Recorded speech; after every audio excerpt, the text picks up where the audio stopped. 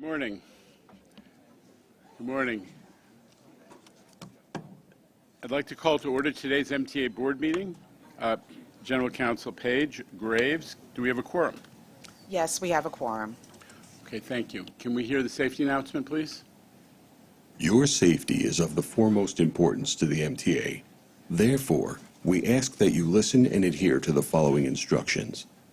If you witness an emergency, notify emergency personnel in the room and call 911 immediately. Please follow any audible instructions provided through the public address system or visually on screens in the event of an emergency. If an alarm sounds, wait for a public address announcement and follow instructions. If told to go to another floor or to evacuate the building, leave all unessential items behind and use stairwell A just across the main hallway or stairwell B down the hallway past the elevators. If you have a mobility disability or cannot self-evacuate, please proceed to stairwell D or E for assistance by MTA staff or emergency personnel. An automated external defibrillator, AED, for use by trained personnel is in the main hallway just past the elevators. If you need assistance during an evacuation, please tell an MTA staff member or emergency personnel. Thank you and have a safe day. Thank you. Kate Contino, can we hear from public speakers, please? Good morning and welcome to the MTA's MTA Board Meeting public comment session. Today we will hear from 35 members of the public who are registered to speak. As a reminder, we ask that all public speakers adhere to the MTA's rules of conduct and decorum. In the event that we reach the allotted time, we will transition to a live recording session. All comments will be distributed to the MTA board and posted online. I would also like to remind our public speakers that in the interest of time and fairness to all, we will limit everyone to 2 minutes. Please be aware that there will be a warning beep to remind you when you have 30 seconds left to conclude your remarks. Our first speaker will be Gan Ryan, followed by Jason Anthony.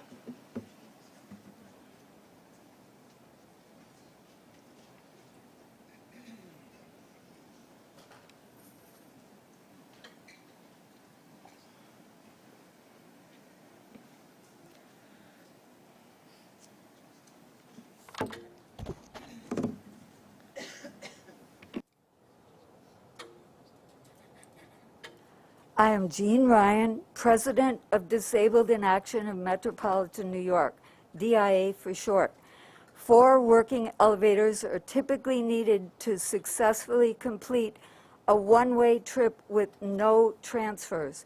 If 1 or more elevators are out of service, and 30 typically are out each day, then how are we going to get where we're going? Our elevator maintenance case has been going on since 2017, and we want all the elevators to be maintained and the case to be settled. Thank you. Settle the case. Fix the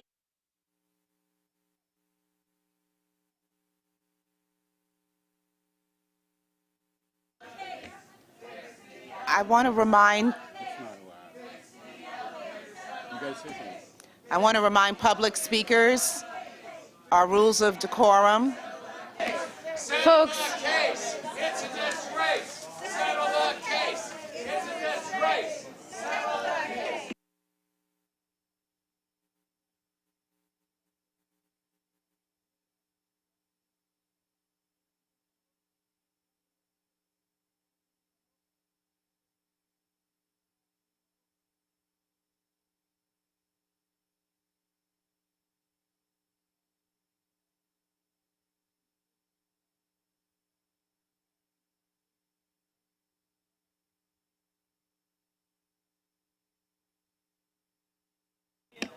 okay.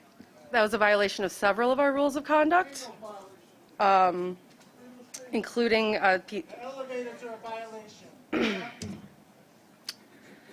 speakers may not display materials promoting. Oh, that's not the right one. I'm sorry. Members of the public must stay within the designated area for the public and may not enter area reserved for staff and members. We will move on to our next speaker, who is Jason Anthony, who will be followed by Danny Pearlstein. Thank you, Kate, and good morning, Jano, and good morning to the rest of the MTA board. Let's talk about congestion pricing. We have seen some people of the west of Hudson being NIMBYs. In other words, not in my backyard. It is time that we get congestion pricing up and running. Several things. One, when I take the M34 select bus service, it could be the normal or A, it's so congested. And seeing police officers directing traffic all times. It is time that we have people moving from their cars to mass transit. Like me, that used mass transit since I was 6 years old. But I'm gonna give it a twist. Let's say in Spanish. Queremos congestion pricing ahora. Porque cada vez que yo voy por la calle 34, hay un tapón bestial. Y por eso queremos mover gente de sus vehículos a usar el transporte colectivo. Ya es hora de que aprobemos congestion pricing.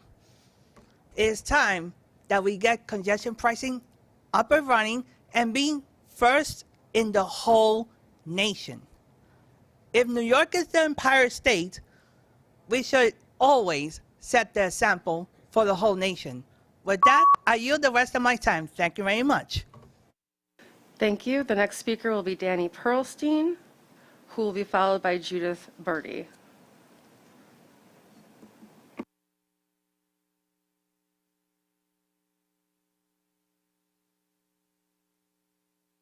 Good morning. My name is Danny Pearlstein. I am Policy and Communications Director at the Riders Alliance. We thank you in advance for your leadership moving congestion pricing forward. 5 years ago, thousands of organized riders joined together and demanded that our legislators in Albany lead in passing congestion pricing, the largest source of funds to fix the subway. And we won their votes. In the time since, we've looked again for leadership, and we've found it, most notably in Governor Hochul, Chairman Lieber, and President Davey, each of whom spoke so eloquently to the urgency yesterday. I had the privilege in Union Square of overhearing a conversation with the chairman and an Upper East Side gentleman who begged him to reconsider congestion pricing and instead just stop paying overtime. It was a one-sided conversation. We all know it would be the height of irresponsibility to stiff transit workers who are the backbone of this city and to halt transit service, which is the lifeblood of this city. Yet those sentiments abound, as Jason pointed out, outside of this boardroom and our state capitol. They're rampant and rife among high officials elected from across the spectrum and throughout the region.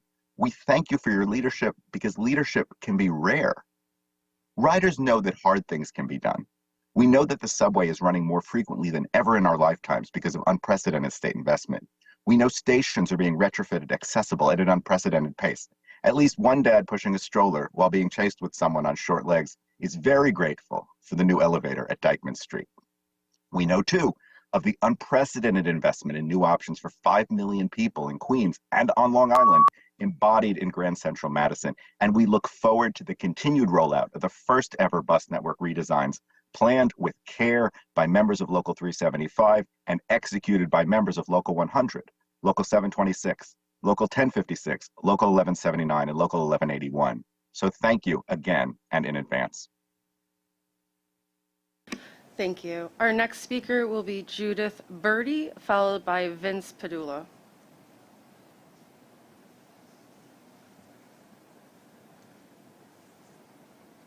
All right, unmute me.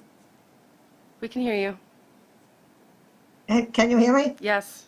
Okay, good afternoon. My name is Judith Birdy. I'm president of the Roosevelt Island Historical Society and a multi-year resident of this island. We have had since August 28th the F train reroute and using a shuttle. We would like to have an update on the status of this work. It's been going pretty smoothly, but it's taking a long time to commute on and off Roosevelt Island.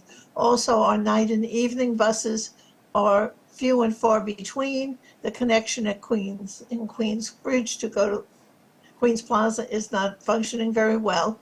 Also, aside from the subway, there's the Queens bus reroute, which has been a deep, dark secret for the last 2 years. We'd like to know what's going to happen because the Q102 bus is very very well used for Roosevelt Island, and the original reroute was not something that was well received. And we would like to know when that will be released and what the public comment period would be. And on behalf of all the Roosevelt Islanders, just keep working on those tracks because we really want to have our F train back. Thank you very much. Thank you. The next speaker will be Vince Padulla, followed by Monique Johnson.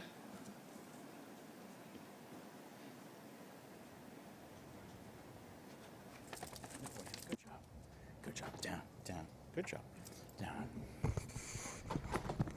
Good morning, everybody. This is Vincent Padulla again from the United Federation of Teachers. And last week, well, we talked about cheese, new cheese, old cheese, and stinky cheese. And yesterday afternoon, I was coming home from work, and it looked like the accessorized cheese was tasty. Everything was wonderful. My vehicle was waiting.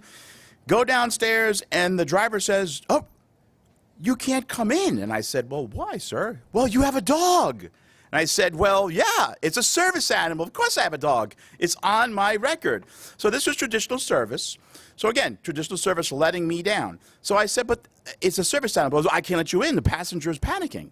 I said, "Well, this is discrimination. What are we going to do?" He's like, "Well, I'll call the base. You call the base." So I called the base. That's right. Listen, they're not taking me on the vehicle because a passenger's panicking. So I was willing, again, out of pocket, to take a $60 cab ride home. I have to front that again. Now, let you know, I got Liberty, my guide dog, who you see here every week, in 2017 when I had the on-demand pilot program. And I did experience problems with Curb, had to file some violations with TLC, drivers got fined, Uber even realized service animals are a thing. It's sad to see that traditional service is still behind the curve, that drivers, CTG, are getting better, but I show up and they're not aware of a service animal. So that is a big problem with discrimination. I'm hoping for a better on-demand. We can do our trips better. I can manage my trips. The online service, I have trips get dropped. The taxi reimbursement, you're still paying the money. Let's do a better on-demand, people. We can do it. We can police it. And I'm hoping for better things in 2024. Again, Vincent Padulla, and I'm hoping my guide dog and I can get onto accessorized vehicles without discrimination again. Our next speaker will be Monique Johnson.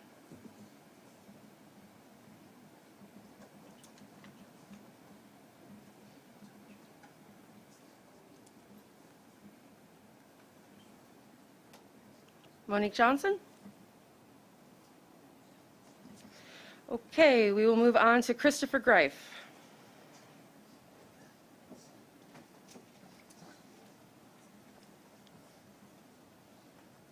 Good morning, everyone. I'm Christopher D. Grife. As an advocate for people with disabilities, please, everyone, let's be really happy today, because congestion prices we need for a lot of reasons. Especially, we need to make it clear for people with disabilities who are coming from group homes, day have programs, or going to their doctor's appointments. We hear this from you guys. We thank MTA, but our press, we need to remind them that there is people out there who uses Access-a-Ride, get stuck in traffic, who has to get to their appointments on time and on-time performance. We need the funding to make sure that accessibility for the elevators, ramps, any technology related for accessibility, especially the alert buttons on the railroads that we use to warn the crew that there is an accessible customer that needs assistance on or off the train. So let's please make sure this congestion price goes in, and let's make sure that true accessibility is mentioned to all news media. Again, I want to thank the MTA, and also want to wish everyone a happy and safe holiday. And can we please make sure we get MTA Police or NYPD to make sure that the holiday train is running safely? The little kids love to see the officers because they love to call them superheroes. So please, let's try to do that. Thank you, everyone. Have a great day. Thank you. Our next speaker will be Gian Padulla, followed by Charlton Dusa.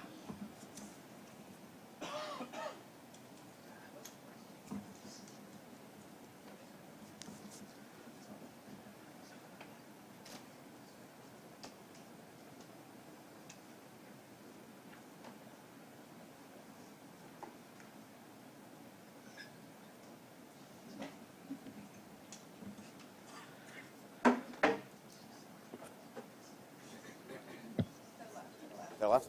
Ah, reversal. All right, sorry about that, folks. Good morning. My name is John Padulla from New York City Public Schools. And I'd like to start off by addressing how some in leadership like to say that accessible transit is not exclusive e-hail. Well, I'd like to submit to leadership at large that accessible transit must at least begin with a layered approach.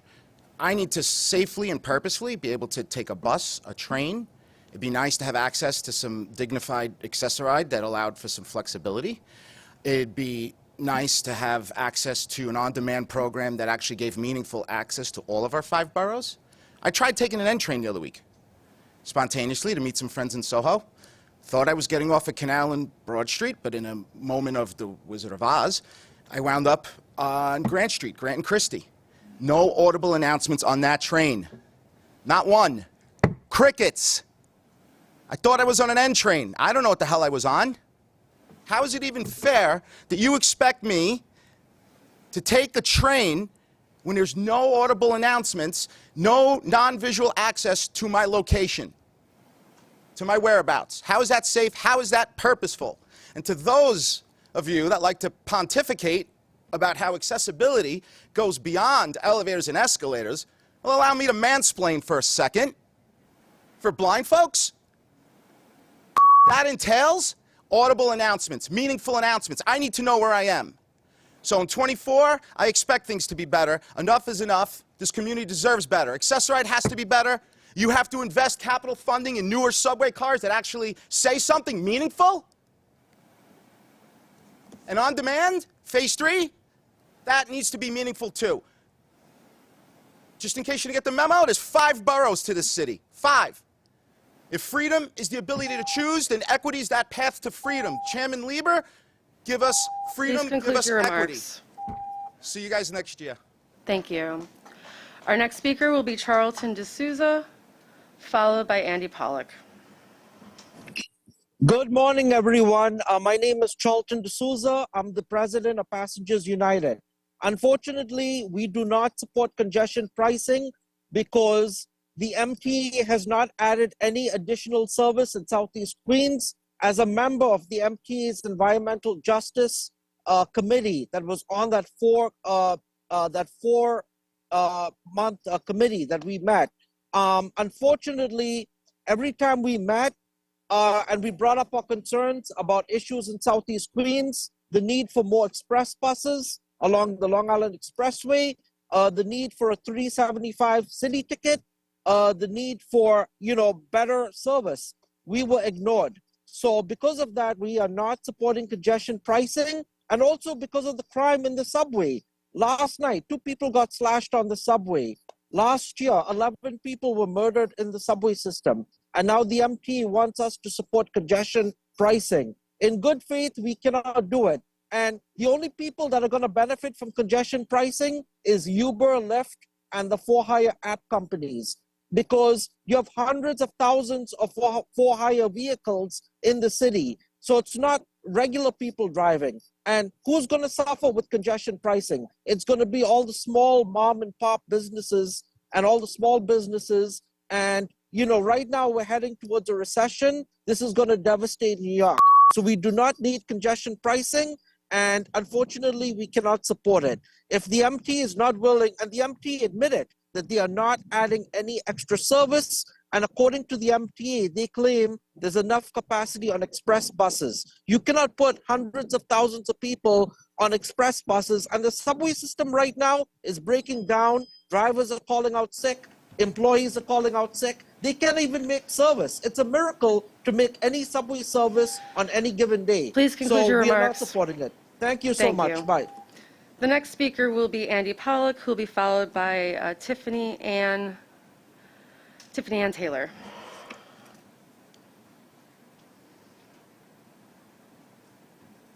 Thank you, Kate. Good morning, members of the board, Mr. Chairman. Andy Pollock for the record, Passengers United. Sorry if my audio is not the best. If you want higher quality audio, please go on my YouTube channel, Andy's Randomness, where these comments will be made for the record. Today I'm here to speak about congestion pricing.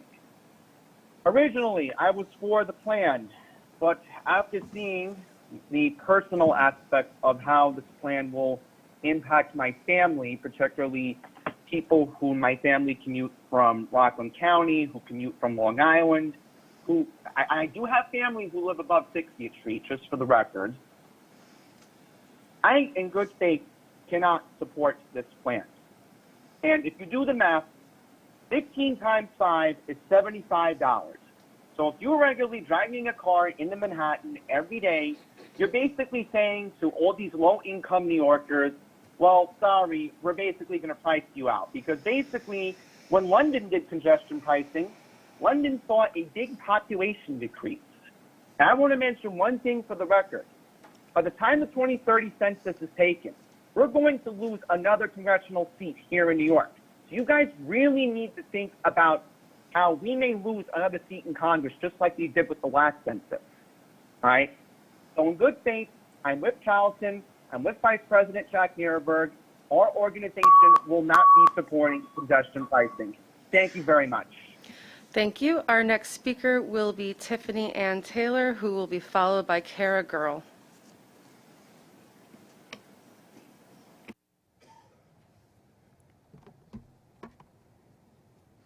Good morning. My name is Tiffany Taylor. I'm the Vice President for Transportation at the Regional Plan Association, also known as RPA.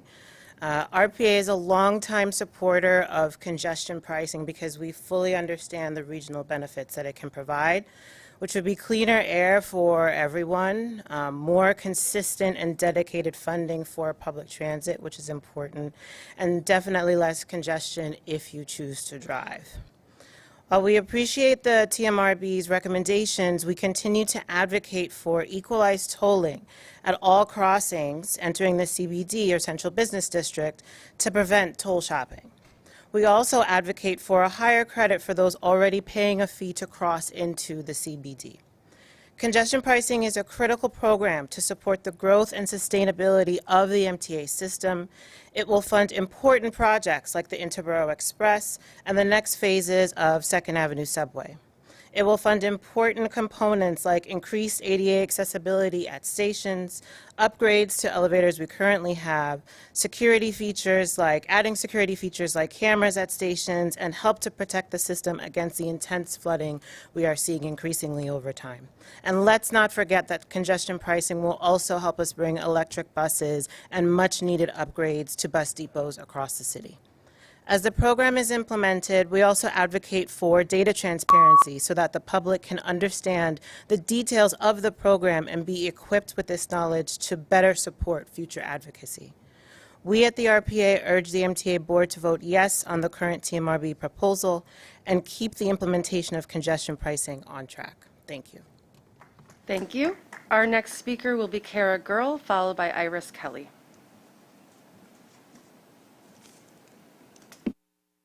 Good morning. I'm Cara Girl, Planning and Advocacy Manager at the Permanent Citizens Advisory Committee to the MTA, PCAC. The topic of the day is congestion pricing and the billions in critical funding it will bring in for transit projects. After years of public input, the lengthy federal environmental review process, and months of TMRB deliberations, the ball is officially back in the MTA Board's court. It's not every day that you get to vote for a once-in-a-generation policy that can reduce congestion, improve the environment and air quality, and invest in the transit system of the future. But today, MTA Board members, you have the opportunity to do just that by supporting these TMRB recommendations. Riders are counting on you, MTA Board members, to get congestion pricing over the finish line. The November financial plan that came out last week showed the good news and the risks to the future. Riders no longer need to look in horror at red ink and financial deficits that could have meant major service cuts or drastic fare hikes. Thanks to the governor and state legislature, we're experiencing service improvements and a fiscally sound MTA for years to come, particularly as ridership continues to return. But the picture isn't all rosy. We need congestion pricing in place and in action, or we risk financial impacts across the transit system. Of course, congestion pricing is and should be lockbox for capital investments like signal upgrades, state of good repair work, accessibility improvements, and expansion projects like the Interborough Express. But every lawsuit and delay creates risks to capital project funding, which in turn leads to an increase in debt and more pressure on the operating budget. Riders' worst-case scenarios, service cuts, drastic fare hikes, and falling farther away from a state of good repair become very real possibilities if we can't implement congestion pricing sooner rather than later. The investment riders need is finally in sight. None of us can afford to wait any longer for cleaner air, less congestion, and funding for transit. Please vote to adopt the TMRB's sensible and equitable recommendations for the first congestion pricing program in the nation. Riders of today and tomorrow will thank you. Thank you. The next speaker will be Iris Kelly, who will be followed by Miriam Fiser. Iris? Okay, we'll go straight to Miriam Fiser.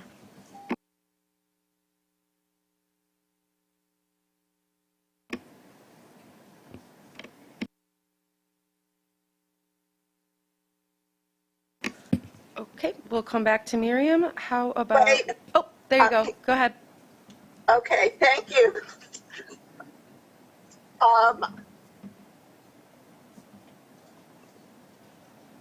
I want to support all the supporters of congestion pricing, a vital step for traffic and reduce traffic and pollution in New York City. I also want to support the disability advocates who are concerned about constant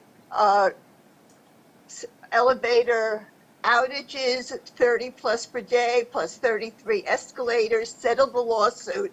I want to point out the MTA survey of passenger satisfaction uses the term safety, but safety is never applied to the people with disabilities who are vulnerable passengers being stranded by elevators out of order, having to call emergency medical services to get where they're going, and which is a poor use of that kind of medical service. This is being stranded, vulnerable people, elevator outages.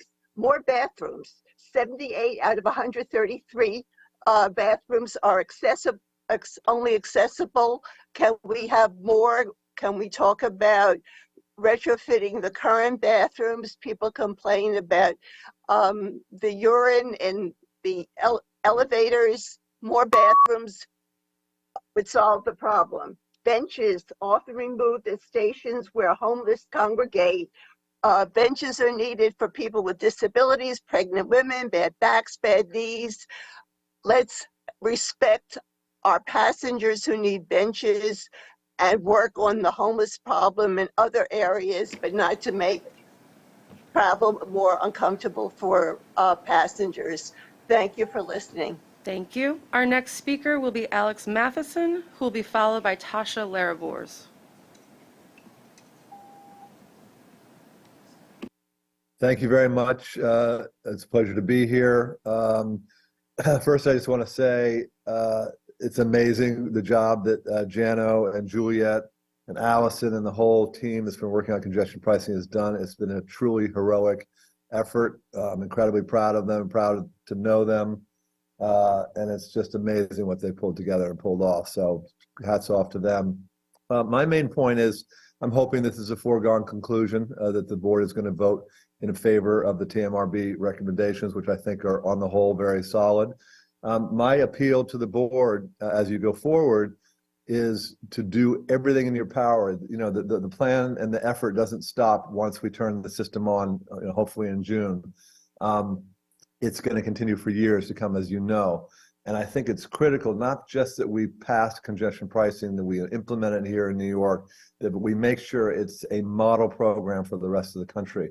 And that means paying close attention. Obviously, we'll collect the data on the tolls and the tolling, and we'll make adjustments and tweaks as we go to make sure that the traffic flow is maximized.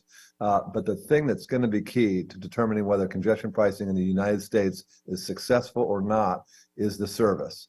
And so I just urge you guys to do everything to be as responsive as you can be to the public at large and to the riding public. So that means that there are still transit deserts out there, and you're getting a lot of squawking from certain drivers from certain parts of the city, that we do everything we can to add a bus service or to increase the frequency. And likewise, the big projects are important. The Triborough RX is also vitally important. Those kind of big, imaginative, visionary projects are also hugely important. So I thank you for the work you guys are doing, and I just urge you to make sure that we continue to make adjustments towards a perfect plan over the next couple of years. Thank you. Thank you. The next speaker will be Tasha Bor, followed by Lisa Daglian.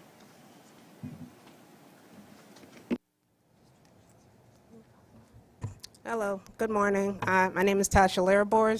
I work for Center for Independence of the Disabled, a transportation and voting community organizer. I'd like to speak about accessoride and assessment centers. I used to work in retail, and a common thing that would happen is when word came out that the direct manager would show up, everyone was on their best behavior. But once the district manager left, everyone went back to misbehaving and not doing their job properly. And from what stories I have heard from consumers, horror stories about what they've gone through at assessment centers, that is something that really needs to be looked at. Because, I myself haven't experienced anything like what I've heard before, but it is something that really does need to be looked at. Because as I said, once the manager leaves, everyone goes back to misbehaving. So seriously, you guys really need to take a look at that. Thank you. Thank you. Our next speaker will be Lisa Daglian, who will be followed by Chana Friedman. Good morning. I'm Lisa Daglian, the Executive Director of the Permanent Citizens Advisory Committee to the MTA PCAC. Today, you'll make history by moving the TMRB's thoughtful congestion pricing recommendations closer to reality. Congestion pricing will be good for riders, good for the region, and good for the economy. Read about it here. It'll even be good for those who choose to or must drive into the CBD and will find it easier to get around. The same goes for emergency and paratransit vehicles and buses that are caught in torturous gridlock. The benefits are manifold. Less traffic and funding for critical transit projects around the region totaling some $15 billion. That's an investment in our future, including critical state of repair and accessibility work. Come on, Metz Willet's Point. Essential resiliency and sustainability efforts and expansion projects like IBX and Penn Access. Conversely, we've seen the cost of disinvestment and it's way too high. It's time to move forward full speed ahead. The recommendations are fair, equitable, reasonable, rational, and realistic, and reflect a long and deliberative and very public process. The base rate of $15 charged once a day is a good balance, high enough to make people think twice about driving, but not too high for those who have no choice.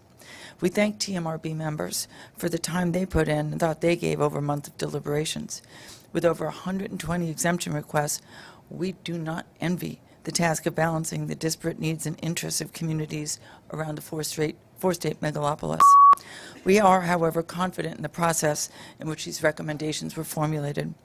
Congestion pricing isn't just a good idea, it's the law. When New York leads, the rest of the nation will follow. Our thanks to Governor Hochul and the elected leaders in Albany and across the nation who have remained steadfast in their dedicated commitment to transit and the millions of us who rely on it. To the fans of congestion in New Jersey who give short shrift to transit improvements their own constituents will benefit from, we say this: get on board or get out of the way. To you, we say, please vote yes and thank you. Thank you. The next speaker is Chana Friedman, followed by David Kupferberg. Chana? Okay, we'll move to David Kupferberg, who will be followed by Lee Burman. At the MTA NYCT Bus Committee meeting on Wednesday, November 29, 2023, the acting chief of operations planning gave a glowing presentation as to how the subway network would be able to handle the influx of riders if congestion pricing is implemented within Manhattan south of 60th Street. The planners have projected a 2 to 3% increase in ridership. I think that it would be 5 to 10%. I was disappointed that there was absolutely no mention as to how the bus network would be able to handle the influx. Regarding the Bronx bus network final plan, the MTA responded to Carl Pereira's ideas. While we appreciate your interest in improving MTA New York City Transit, the MTA Board of Directors adopted the local bus network redesign final plan. So to paraphrase, the final plan is perfect and cannot be improved upon, so we need not consider your ideas.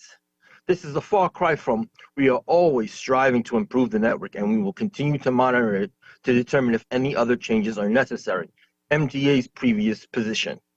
As I mentioned at other MTA meetings, the Bronx Bus Network redesign final plan did not go far enough because there continue to be service gaps and transit deserts in the network.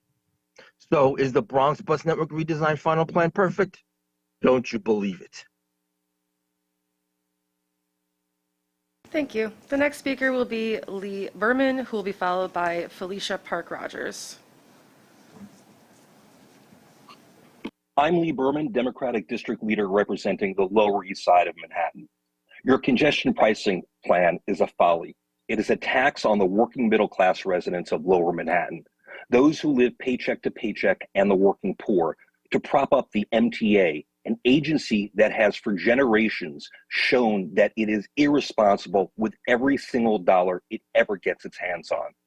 Before you attempt to stick it to the working middle class that is the lifeblood of this city, those residents who live in your so-called central business district of Lower Manhattan, get your own house in order. You continue to allow $700 million a year to be lost due to fare and toll evasion.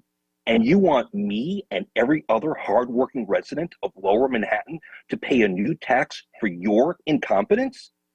Every Lower Manhattan resident will now have to pay even higher prices for everyday goods and services. Our local bodegas, pharmacies, restaurants, and supermarkets are going to pass the increased fees they have to pay for deliveries onto every single resident. This idiotic plan, which your own study shows will actually increase pollution in our community, will not reduce traffic or congestion, nor will it help the environment. What it will do is rob us blind. Shame on the MTA, the governor, and every single elected official who supports this idiotic cash grab instigated by the anti-car lunatic fringe. We demand the MTA vote no.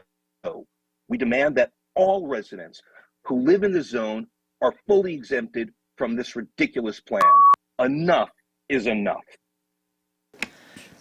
Thank you. The next speaker will be Felicia Rogers, who will be followed by Mike Howard.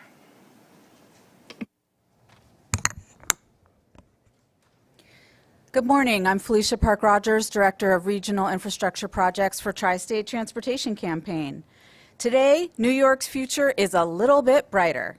We are one important step closer to implementing congestion pricing below 60th Street in Manhattan, as passed by the legislature, signed into law by the governor in 2019. The law created a 6-person team to develop a tolling structure to bring to you, the MTA Board, for consideration and approval.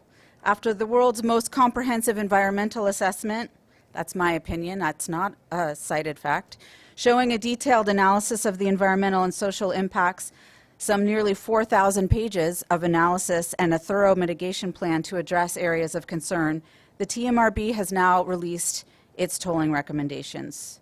We at Tri-State support the recommendations. They are fair, easy to understand, and as equitable as possible. Vehicles that cause more congestion and heavier emissions pay more. There are exemptions for disabled drivers who have significantly less access to transit than non-disabled drivers. And there is a discount program for low-income drivers who, for whatever reason, must drive into the zone. The credit for people coming into the zone from an already tolled crossing will help alleviate some of the burden of adding a new toll onto the ones that are already in existence, but will still disincentivize people from driving into the nation's most congested collection of streets. At TSTC, we are particularly pleased that all public and commuter buses have been exempted from tolls. We believe this exemption extends to commuter jitneys. As the SAPA process continues, you will receive a lot of pressure to exempt placard holders from the toll. Please do not give in to this pressure. Many of these drivers have excellent transit alternatives to driving, but choose to drive because they do not have to worry about paying for parking. It is time for these drivers to get on transit. Thank you so much. You are part of history. So today I say, please vote yes, and Mazel Tov. Thank you. Our next speaker will be Mike Howard, followed by Michael Ring.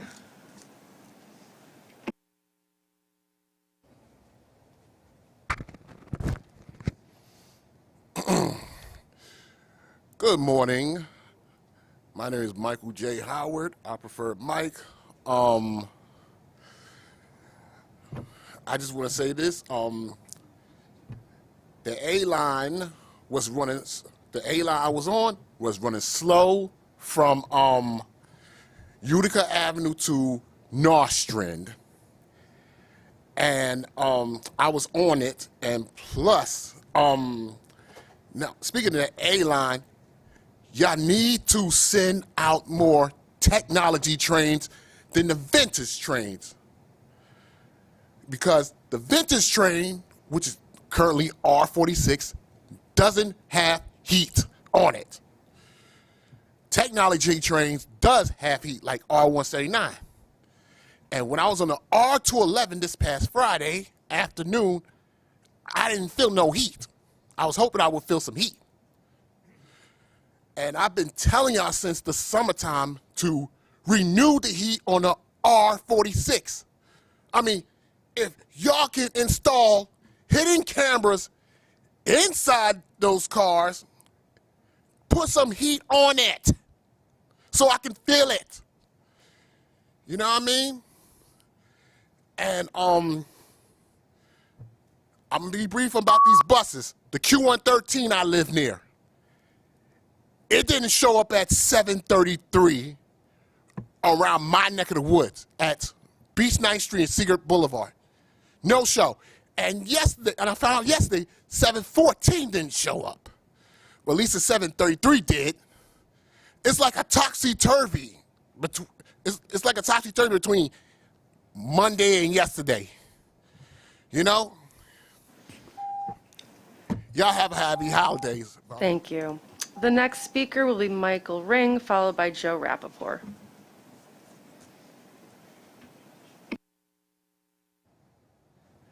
Hiya, my name is Michael Ring. A short verbal description of my appearance would show that I'm a 60-year-old guy wearing a hoodie.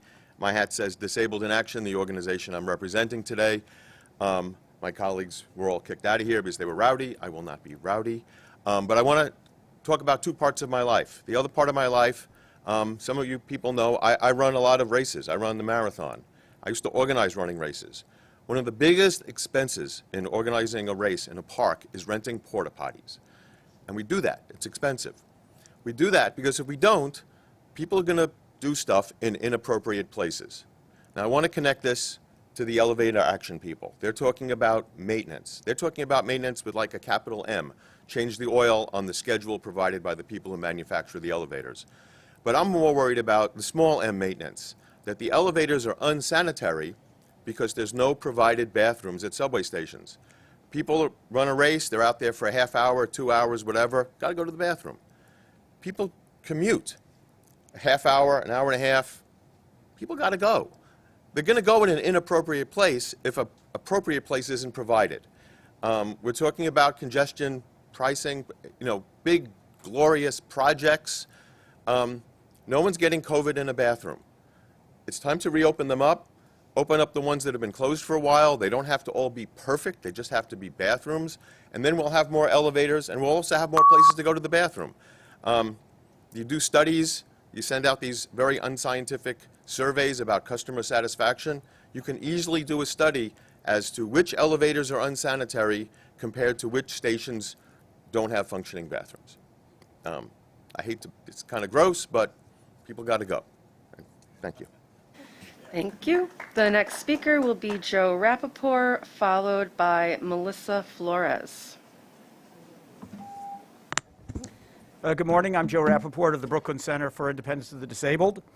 The Transportation Regional Mobility Board's congestion pricing recommendations make a passing reference to the disability exemption, which is built into the law.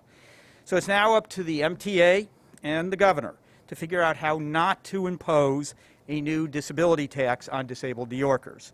Before you vote, we urge the MTA and the governor to meet with the disability community, including my organization, to discuss its current plan and how it can be made better and fairer if necessary. As I suggested in a September op-ed in the Daily News about the promise of congestion pricing, the London and Swedish models are the way to go. You'll still get billions of dollars to install elevators and do other vital projects, but you won't be penalizing disabled people. First of all sorts of rumors about this exemption. It will be a bureaucratic mess. People will try to cheat. That's no excuse for not doing the right thing.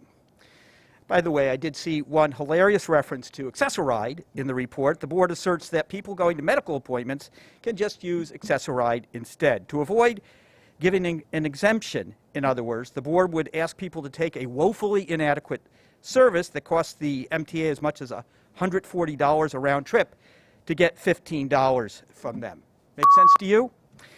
My colleagues also just protested the lack of action in our subway elevator maintenance case, filed in 2017, not 1917. Yet the MTA still has Paul Weiss on the dole, doing everything it can to avoid a settlement. Come on, let's get to the table before the end of the year and settle this. Thank you. Thank you. The next, excuse me, the next speaker will be Melissa Flores, followed by Emma Ogushunen.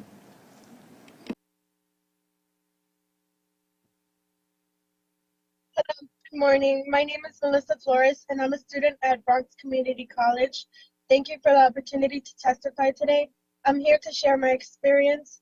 Transportation is slow, outdated, and unreliable. The funds generated from congestion pricing are necessary to mill long-needed repairs to the public transportation system. Poor transportation affects me daily because of the wait time for trains or buses. Sometimes because of the wait time for public transportation, New Yorkers, especially CUNY students like me, rely on public transportation to go from work, school, or home.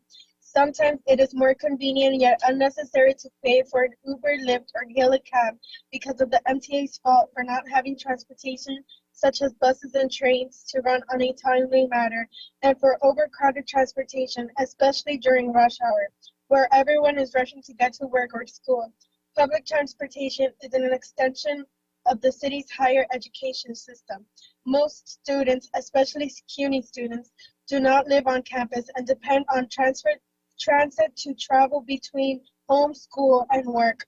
Congestion pricing would provide new stable funding for transit, funding needed to aid in repairing and modernizing New York City's ailing subway and bus services. Thank you. Thank you. Our next speaker will be Emma Ogunsua, followed by Rick Heran.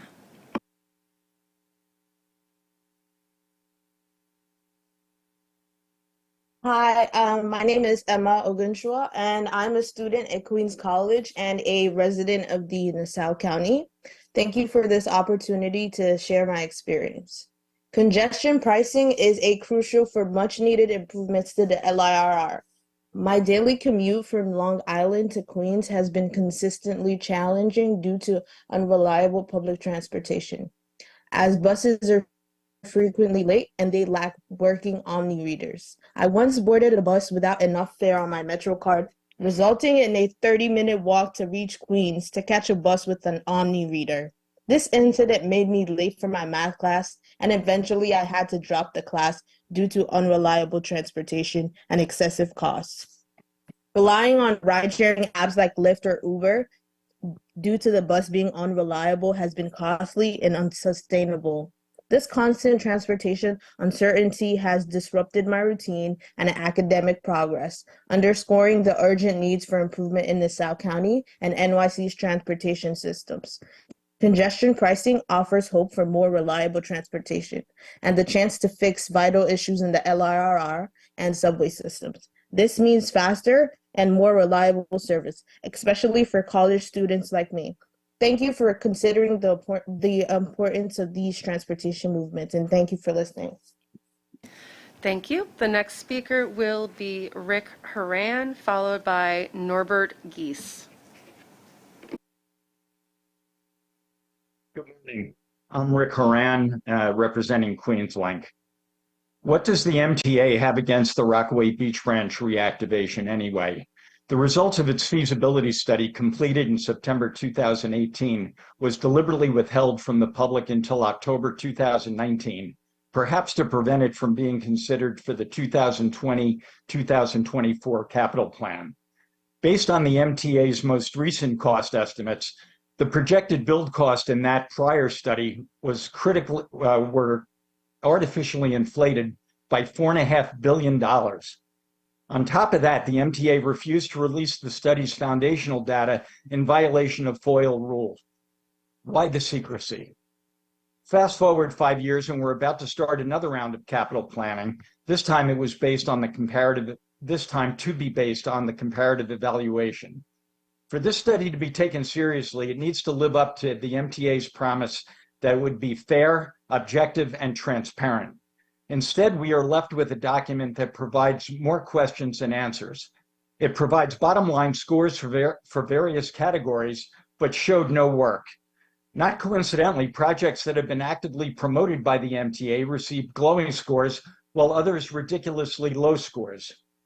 For comparison purposes, the IBX scored highest of all 29 projects with a 90%, while QueensLink received just 40%. This sort of disparity demands a detailed explanation. Instead, the scores were presented without any supporting data. We call on the MTA to release the supporting data on all the projects so that we can have confidence that decisions that are made for this next round of capital planning are done correctly. Thank you. Thank you. Our next speaker is Norbert Geese, followed by Trevor Holland.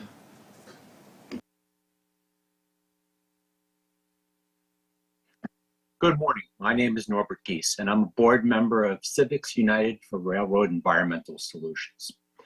A Long Island Railroad rescue train recently broke down over the holiday weekend and had to be rescued by another rescue train. But then that rescue train also broke down. Why is the Long Island Railroad diesel freight fleet still in such a precarious state?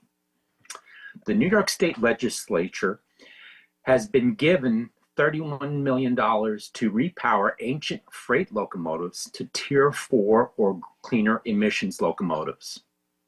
Why are you letting this money sit in controller contract number DR 36644? The companies Wabtec, Progress Rail, and other locomotive manufacturers can do a Tier 4 repower of the MP15 locomotives for less than $3 million per locomotive. Cures recently called Chairman Jano Lieber's office and asked where the Long Island Railroad would be going ahead with a purchase of work trains and freight locomotives that the New York and Atlantic Railway can use. This procurement started with MTA RFP 6263 almost 6 years ago. Jano Lieber's office told us to email Hector Garcia, and he did not respond. There has been no response. Last year, Mr. Garcia told us the LIRR would be placing an order by the end of June. Riders suffered from a lack of seats due to delays and breakdowns. This is unacceptable. When is the board going to act?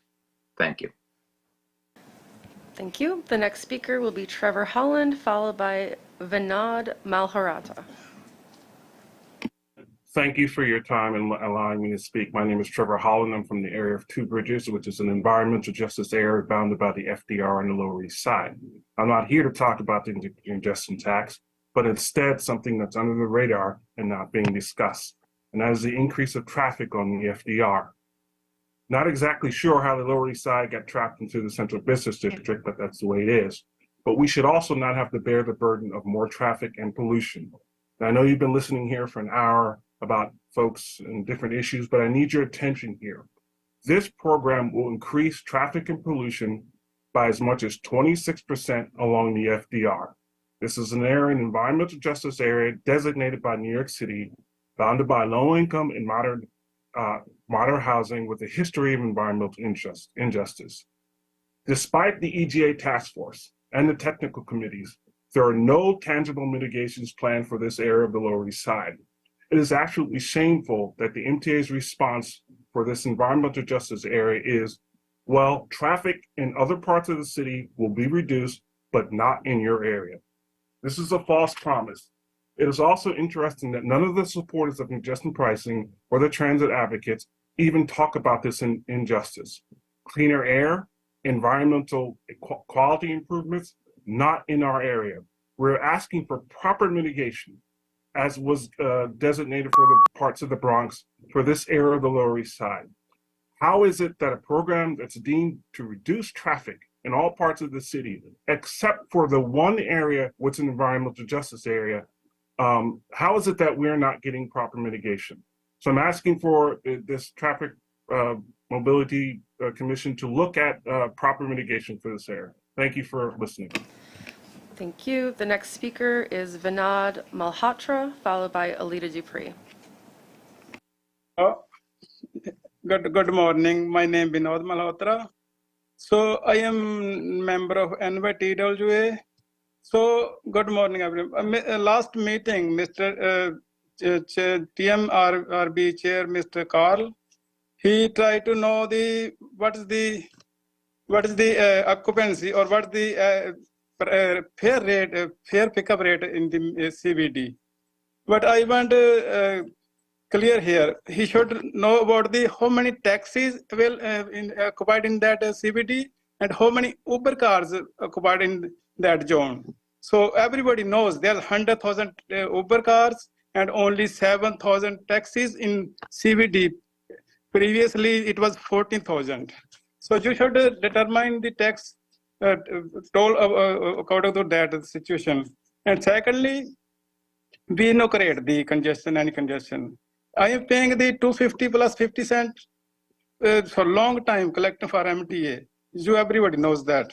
So plus on that, I am paying credit card fees on that amount, which is I supposed to pay. So we are investing, we are industries are invested. So most drivers 50 and 60 years old and above. So we have a chance to change our job or do other jobs. If it really happen on taxi, so it will be devastating our job, our taxi industry. So I am driving wheelchair vehicle. My car is wheelchair. So if you're doing taxing on me, so it means there's less service for disabled people. I love to give service. TLC want 50% yellow taxi wheelchair availability. So it can be very problem for that thing. So think twice to tax on the yellow taxi. Even mayor also announced just they should be exempt. Thank you so much.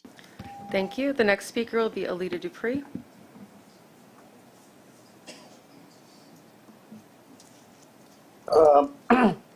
Thank you. Good morning, Chair Jano, Lieber, and members. Alita Dupri, for the record, she and her with Team Polls. Good to be back with you. Congestion pricing is very important. I am not an expert in the management of rail transportation systems. I can only share with you my experience as I know them as an ordinary user of public transportation, as a service-disabled Desert Storm veteran. When I was in New York, this thought came to mind. When I was over in the 2nd Avenue in the 20s, and making my way up toward 34th Street, the congestion in the area put me at risk as a pedestrian because of all the blind spots that happen with gridlock when you have too many vehicles going through intersections. I have read the document in the board book. I think it is reasonable, and I understand it. I think it's been broken down into plain language. This is a living document that we can always refine. And if I ever have to partake of the service, I will pay it. And I'll use the Easy Pass to take advantage of the discount that's offered to Easy Pass. Any decision I make, I frame in the total cost and ask myself, is that the number that I want to pay? But I do believe in the subway that I used often. And I think this will help us to advance projects that are long overdue.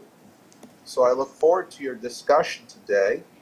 And I ask that you pass this plan, because I think that this plan will help and include people like myself. Thank you. Thank you. The next speaker will be Basia Owski, followed by Michael Ortiz.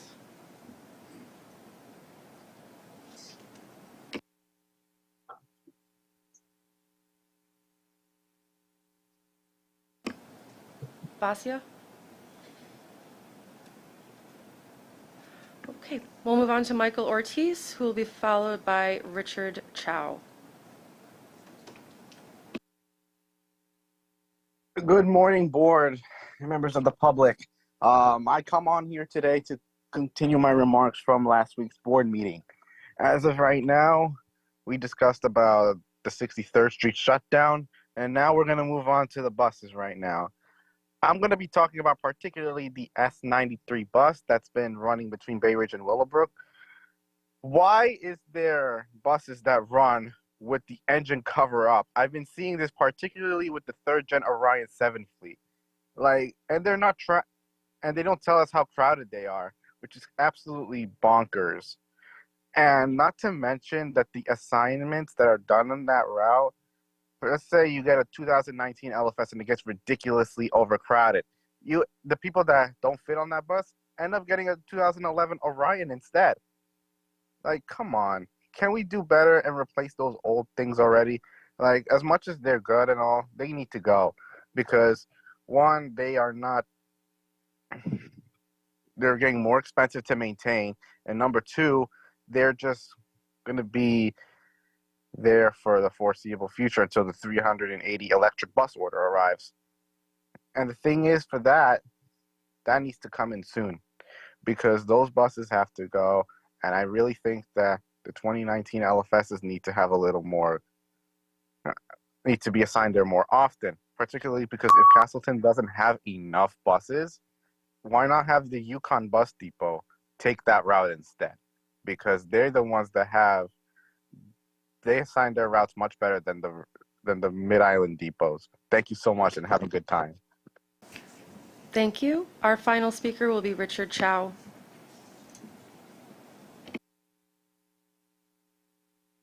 Can you hear me?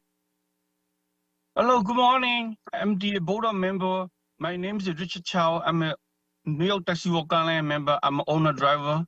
Driving taxis for 17 years. And the first tax we pay 2009 50 cents, 2019 second tax 2019 $2.50, total $3 each trip. We contribute to MTA. Every driver paid $15,000 per year to MTA. We demand the yellow cab fully exemption congestion price. Also, we drive our old medallion loan $600,000 to $800,000. The medallion CD sale they make $850 million. So we drivers are committed suicide in 2018, including my brother Kenny Chow, because we lost 50% of the revenue. So yellow cab taxis are part of the New York City transportation, and since 1937. We are serving 9/11 24/7. Subway are not running. Taxis are serving 24 hours on the street. Blackout in New York City, Sandy Storm, pandemic, delivery food to door-to-door service to the sick, the patient. Driver cannot survive paying another tax. MTAs are killing the yellow cab business. It's too expensive to ride the taxi, forcing the driver fight the bankruptcy, suicide, and more. So London taxis are they are exemption the yellow cab. The New York City also exempt the yellow cab. Thank you for listening, and thank you. Happy holiday, everyone. Thank you. Thank you. I'm going to call Basia Owski one more time. Basia.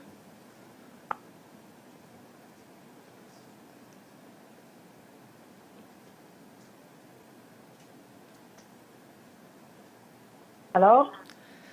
Please give us your comments. Yes, we can hear you. Good morning. My name is Basia Owski. I am a driver, a member of New York Taxi Alliance. I just would like to ask the committee to give an exemption and the congestion price to yellow taxi drivers. After all, yellow taxi is a staple in New York, and we pay already over $3 in taxes towards the MTA. So this is very crucial after the whole situation with the price of the medallion went down past a few years, that the drivers will be exempt totally from the congestion price.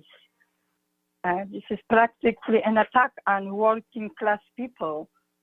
So please take that under consideration. Thank you. Thank you. Chair Lieber, this concludes the public comment session. Thank you, Kate, and thank you to all the public speakers. And thank you to everyone for joining us today. This is an important moment for the MTA, and it's not only because we're talking about congestion pricing.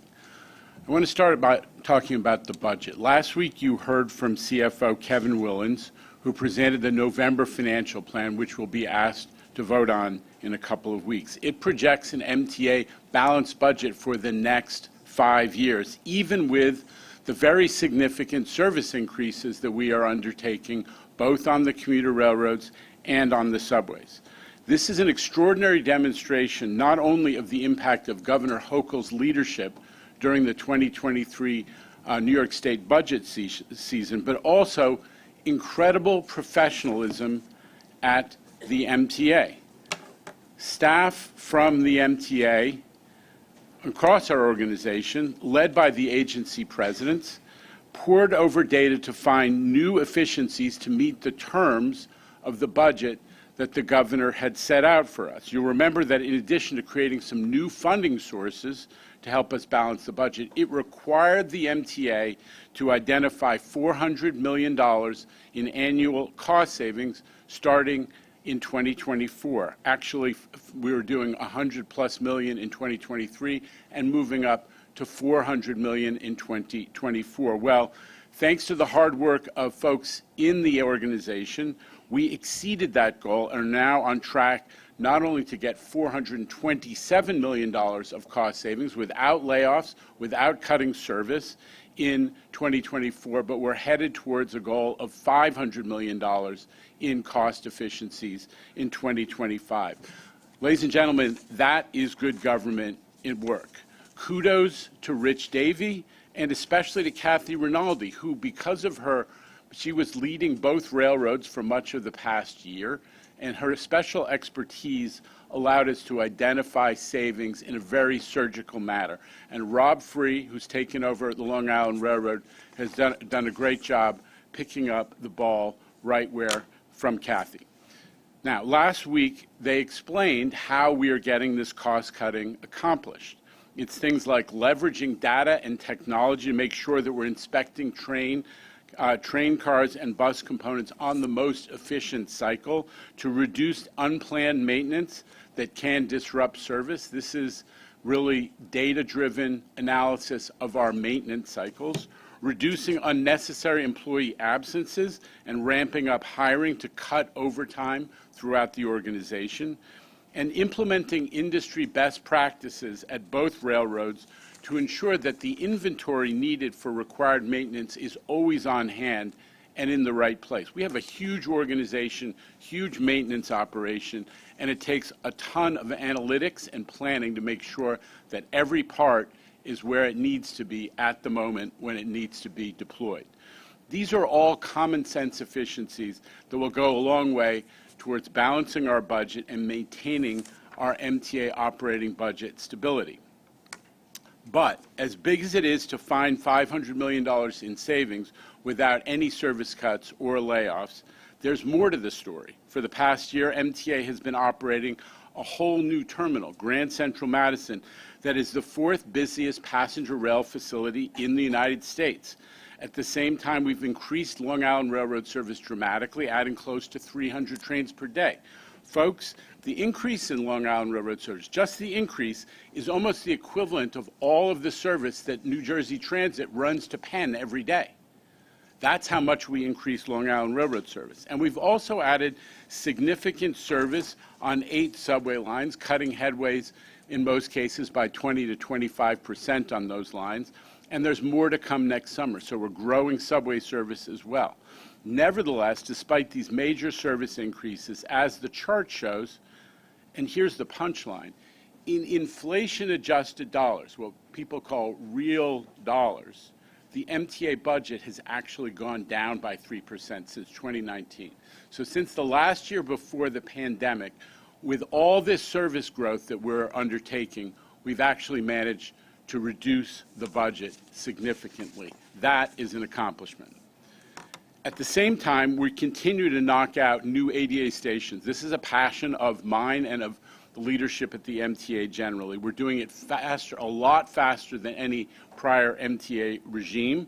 2 weeks ago, we opened 3 new elevators at 7th Avenue in Park Slope, which was the 7th opening this year. And as of today, right now, the 8th station, the 8th AD opening has taken place up at 181st Street on the A line. Another 4 stations are in the final stages. We're shooting for 12 this year. Never before in MTA history have we been knocking out ADA stations at this pace. And also, to address some of the concerns that we heard today about elevator availability, and we are going to continue pushing to make this a priority and to make progress, I just want to cite to folks the stats to give you some reassurance, hopefully. Right now, 5 of our 351 elevators are experiencing unplanned work, resulting in 98.5% availability. 2 of these outages are third-party elevators. These are the elevators that we required of a condo or of the Barclays Center or some third-party development that they're responsible for maintaining. And we have gotten much tougher with them about making sure that those elevators are operating. But those were operated by New York City Transit, and the E&E division of Transit has really stepped up its game. They are reporting availability of 99%. And third-party elevators are, as I said, a point below that. So we're not everywhere we want to get, but this has been an area of significant progress. I'm going to skip over. I also want to quickly mention the incredible performance that we are seeing on MTA's Access-a-Ride paratransit service. Now, we have, for all the time that all of us have been involved with the MTA, we measured on-time performance in paratransit and Access-a-Ride in a 30-minute window. Because we have made so much progress in delivering well in the 30-minute window, we've actually raised the bar on ourselves. As of this month, we are only measuring paratransit on-time performance in a 20-minute window. That is a major step up and an ambitious goal. And the results are promising. Even as we exceed pre-COVID ridership, we're carrying more people on Access-a-Ride on paratransit than ever before in MTA history, with just shy of 1 million rides that delivered by Chris Pangilinan and the team at Access-a-Ride in November of this year. Now, on-time performance for primary service pickups in the 20-minute window was over 88%, improving from 85% in September. Broker service was 88% also, a big increase from 82% in September. And customer satisfaction remains high at 70%. So we are going to continue to work with the disability advocates because they are our partners and they are very much part of this family. We have to continue to persuade them that we are indeed making progress. But I have to say, I want to give kudos to the paratransit operation and to Quimel Arroyo, who has made this such a mission. The paratransit operation at the MTA carries more people than the entire mass transit service of significant cities like Rochester, Syracuse, and Nashville, Tennessee. You know, people talk about moving whole financial service operations to Nashville. We're running paratransit that's as big as their entire mass transit system, and we're proud of it. Turning to the issue of the day. In a while, we're going to consider initiating SAPA, the State Administrative Procedures Act. This is the state-required process of hearings and public outreach and comment to start the review under state law of the Traffic Mobility Review Board's detailed recommendations about how to implement congestion pricing. But first, as we do this, I want to focus on one of the major benefits that congestion pricing will have, which is the MTA capital program and the progress that we are making, or in some cases are not making, to implement what was a huge motivator for for congestion pricing to be adopted as the law of the state back in 2019. We have a $52 billion capital program, and for the last 2 years, once we got past the delays brought on by COVID, when we had to squirrel away the money because we didn't know if we were going to have to use capital to keep the lights on.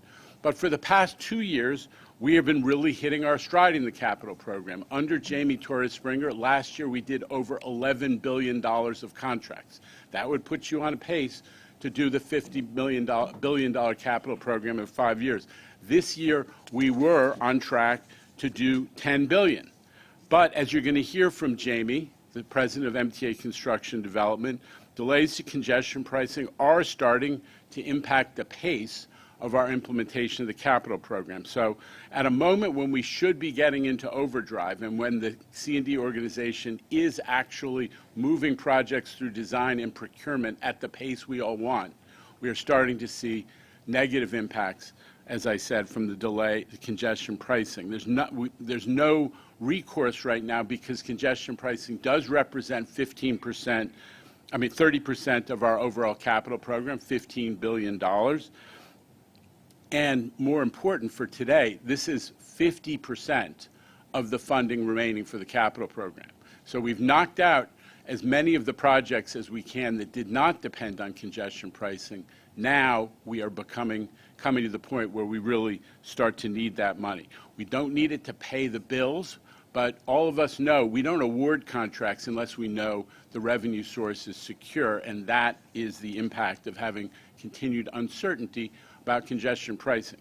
But today, obviously, with the Traffic Mobility Review Board here to talk about it, we're taking significant action to move forward, and I'm hugely optimistic. But first, I do want Jamie to talk about the impacts of the delay so far. Jamie. Yes, thank you, Chair. As the board knows, congestion pricing, as the Chair said, is foundational to the capital program. It will raise $15 billion, or 30% of the current 2020 to 2024 program. And as the Chair said, the money looms especially large at this point in time because it makes up nearly 50% of the remaining funding that we have in the program, having had a few productive years already of awards. So the projects that address the problem that we hear about day in and day out, we heard about from the podium today, re-signaling, ADA accessibility, electric buses, making the system more resilient, state of good repair, they all depend on this funding, more so now than even a couple of years ago because of the remaining funds in the capital program. Despite the actions that are proposed to the board today and under consideration by the board today, the lawsuit from New Jersey continues to put this funding at risk despite the benefits to the vast majority of New Jersey commuters who use transit, even though we're very confident about the merits of congestion pricing, that we've done thorough environmental review, community outreach and engagement. We are now at the point where some projects will need to be delayed because, as the Chair said, we can't award contracts funded by congestion pricing until we know that the funding is secure. And this was said, but just to put this in context of where we are with this capital program, it's been a historically productive period for MTA construction and development for capital in general. And when we leave aside 2020 at the height of COVID, where funding was uncertain, and we had a delay in getting started, we've been reaching those levels of contract awards that we need to reach in order to get enough work done in the system so that we support that on-time performance, rider satisfaction, reliability that we're reaching today and we're continuing to reach. With a $52 billion program without our bridges and tunnels capital work, we need to award about $10 billion of work, $10 or $11 billion of work every year. We exceeded that last year. We were on pace to exceed that this year with $10 billion. But unfortunately, I have to tell the board that with the potential delays in congestion pricing materializing, it is clear that we will fall short of that $10 billion level that we need to achieve this year. And as a result, we have a slowdown in capital awards. We really were on pace to hit that critical level of awards, but some priority projects will need to be delayed as a result of that uncertainty. We certainly hope not for very long. One of the major projects that we can point to that we know has had to be delayed out of this year is the project to equip the Fulton line portion of the A and the C in Brooklyn with communication-based train control, the resignaling. Now, as you know, we've been resignaling the 8th Avenue line, the portion of this line in Manhattan, as we bring in new cars. But really, and we heard it even from the podium today, this is a chronically challenging line to manage because of its vast length, but because of the resignaling, the improvements in technology, the improvements in track, and the interlockings that need to be made as part of this Fulton line A and C resignaling project.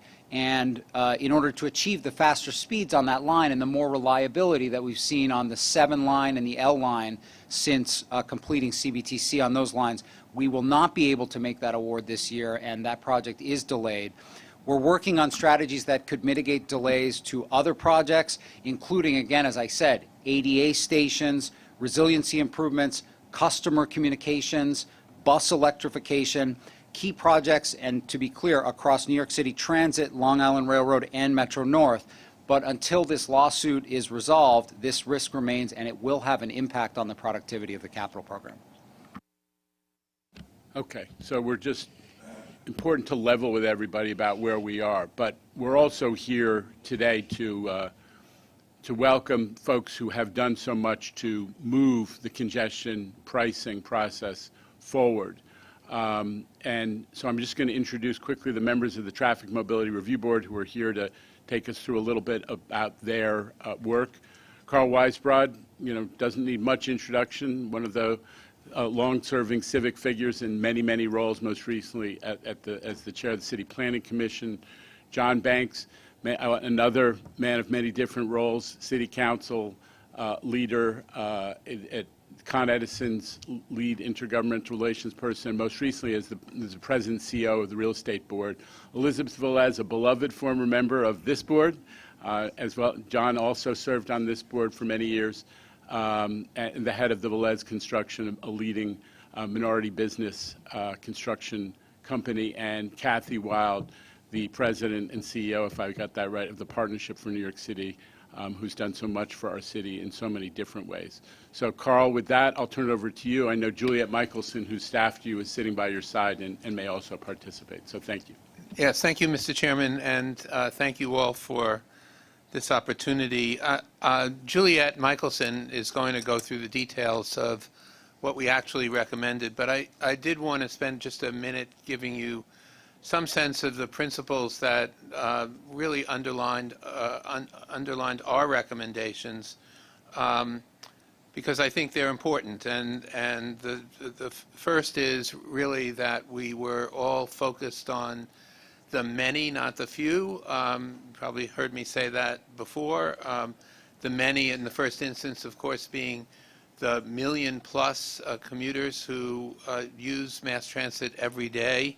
But also, even within the driving population of 150,000 or so people, how we could most fairly serve that population and achieve at the same time the goals of the program. And so among the ways we decided to do that were, and I know we were all unanimous on this, was first to keep fares as low as we possibly could, the toll as low as we possibly could.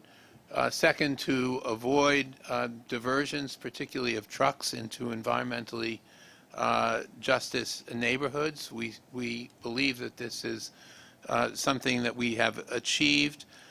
Third, achieve equity in the broadest sense, not only social equity but fairness. But in terms of social equity, we made several decisions, including expanding the discount for low-income drivers from a 25% discount to a 50% discount after the first 10 rides, to incorporating a much broader nighttime period and doing a deep discount during the nighttime, and also in terms of equity, shifting the burden from FHV and taxi drivers to FHV and taxi passengers. And finally, just in terms of fairness and equity, we severely limited exemptions. We, I think, have only one that Juliet will mention, a very, very narrow one.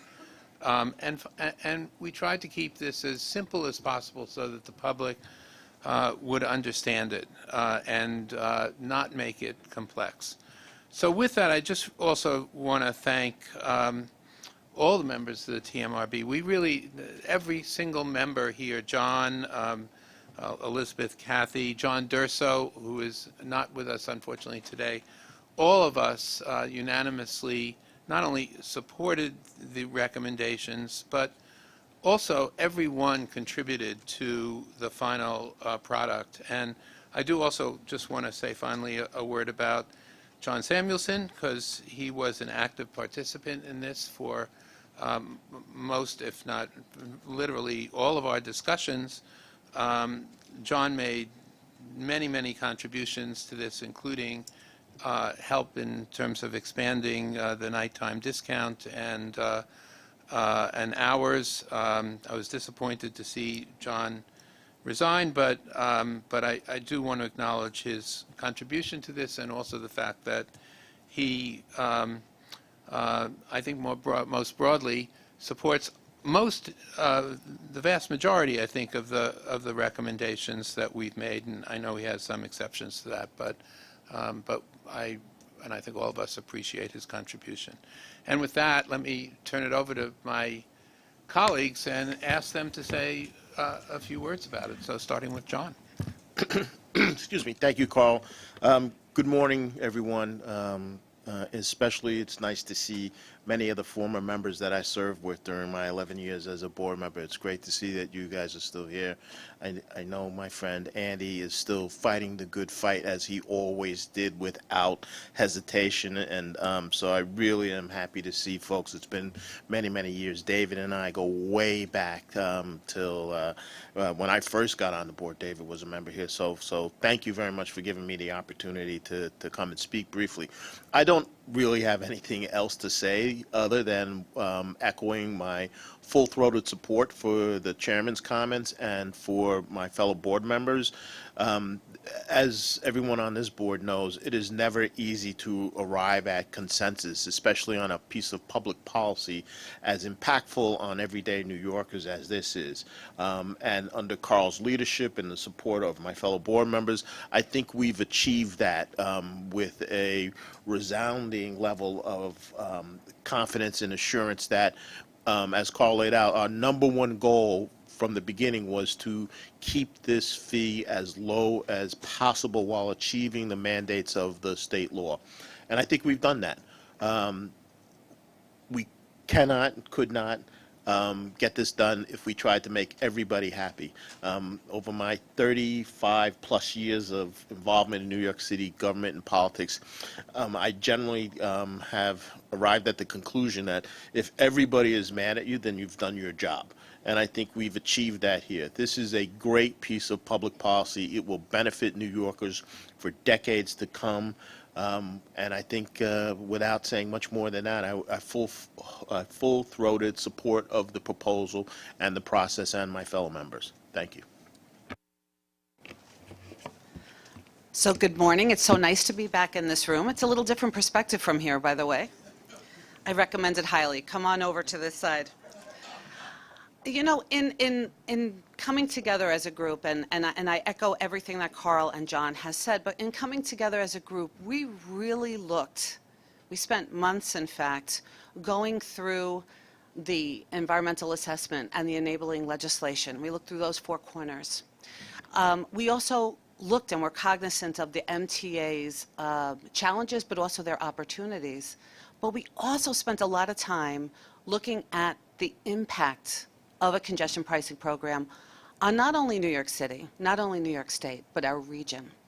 And my perspective came from not only sitting in the seat that you sat not too long ago, but also being a business owner that does a lot of work within the city of New York, but also has an office in the Central Business District, and as a resident that lives, I feel like most of the time, in the farthest reaches of an outer borough. And so we brought our own individual experiences and perspectives to our deliberations. And as John Banks said, I believe that we came forward with a plan that is very well thought out and that has the ability to adapt as it needs to. It's important to think about that. So again, my full-throated approval for this work, the work in the report that you will be considering today. I think it is a time to make bold moves. The world is watching us. Certainly the United States is watching us. New York City is a leader in this. And to continue to make our public transportation system the best in the world.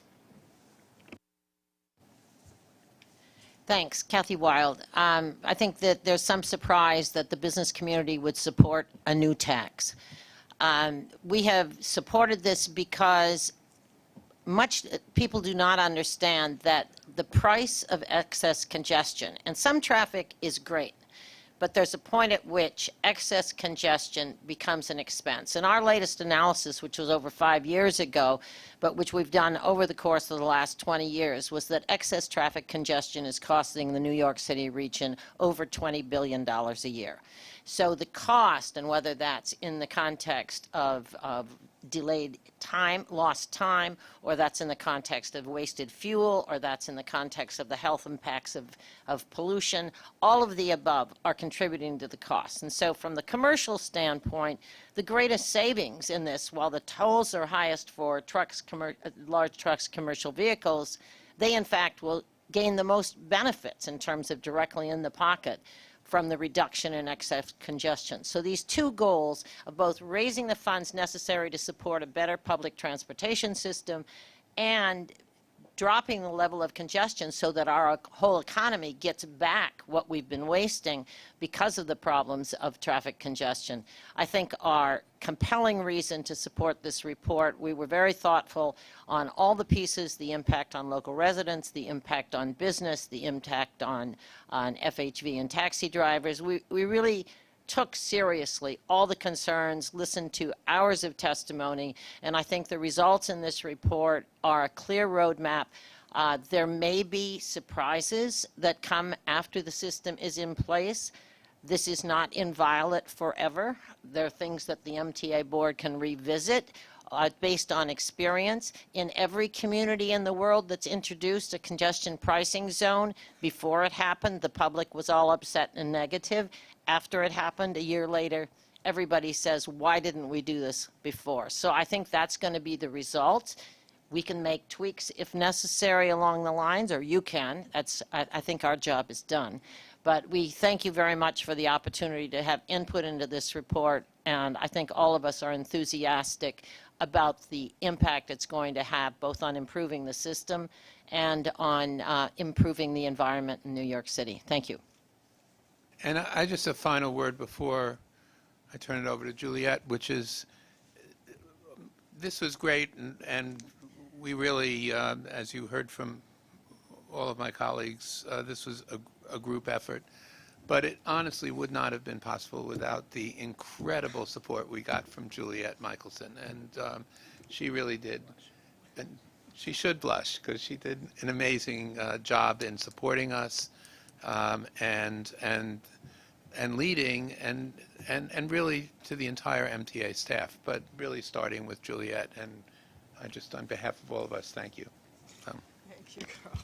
Thank you, Carl. I should really return. First of all, any kind of support that I was able to provide this group was very, very, very, very much relying on Allison and all her team, very talented folks who've been working on this for many, many years and know every single detail that you would ever need to know. And thank you all for the time and thoughtfulness that each of you brought to this effort, thinking about yes, your personal experiences, but also the greater good of the city and the region.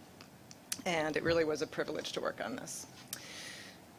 So with that, and with the principles that Carl just articulated, I just want to describe very, very quickly the specific recommendations that the TMRB came to. I think by now folks have read a lot of this, but it is worth going through the list quickly Okay, so first and foremost, we propose that the once-a-day charge for entering the CBD for automobiles, it'd be $15, whether they have personal license plates or commercial license plates. Those toll rates should be discounted by 75% in the overnight when congestion is much lower. Overnight in the weekdays will be from 9 p.m. to 5 a.m. we're proposing, and on weekends 9 p.m. to 9 a.m. since traffic builds up a little bit slower on weekend mornings. We're proposing truck tolls of $24 or $36 depending on the size of the vehicle, bus tolls of $24 or $36 depending on the type, except for transit buses. We'll get to that in a moment. Motorcycle tolls of $7.50. Tolls should be charged to vehicles only as they enter the CBD, not for remaining or for exiting the zone.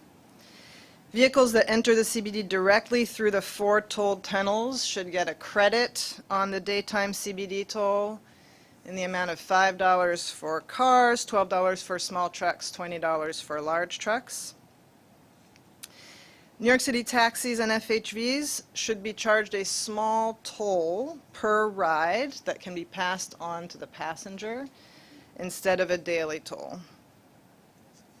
We're recommending that that toll be $1.25 for yellow taxis, green cabs, liveries, black cars for every trip to, from, and within the CBD.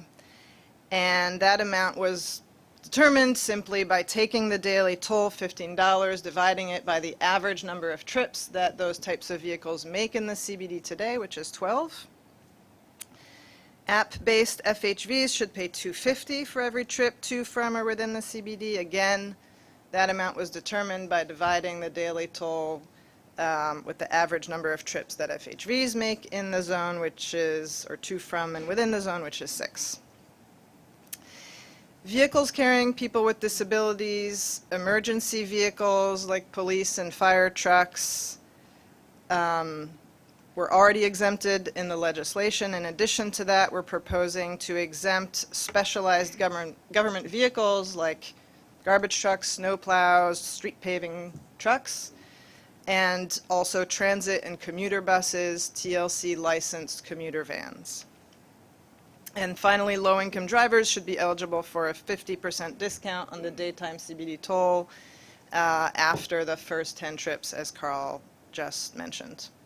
So these are the TMRB's recommendations. They're described in the report to the TBTA board that was released last week, and they are here for your consideration today.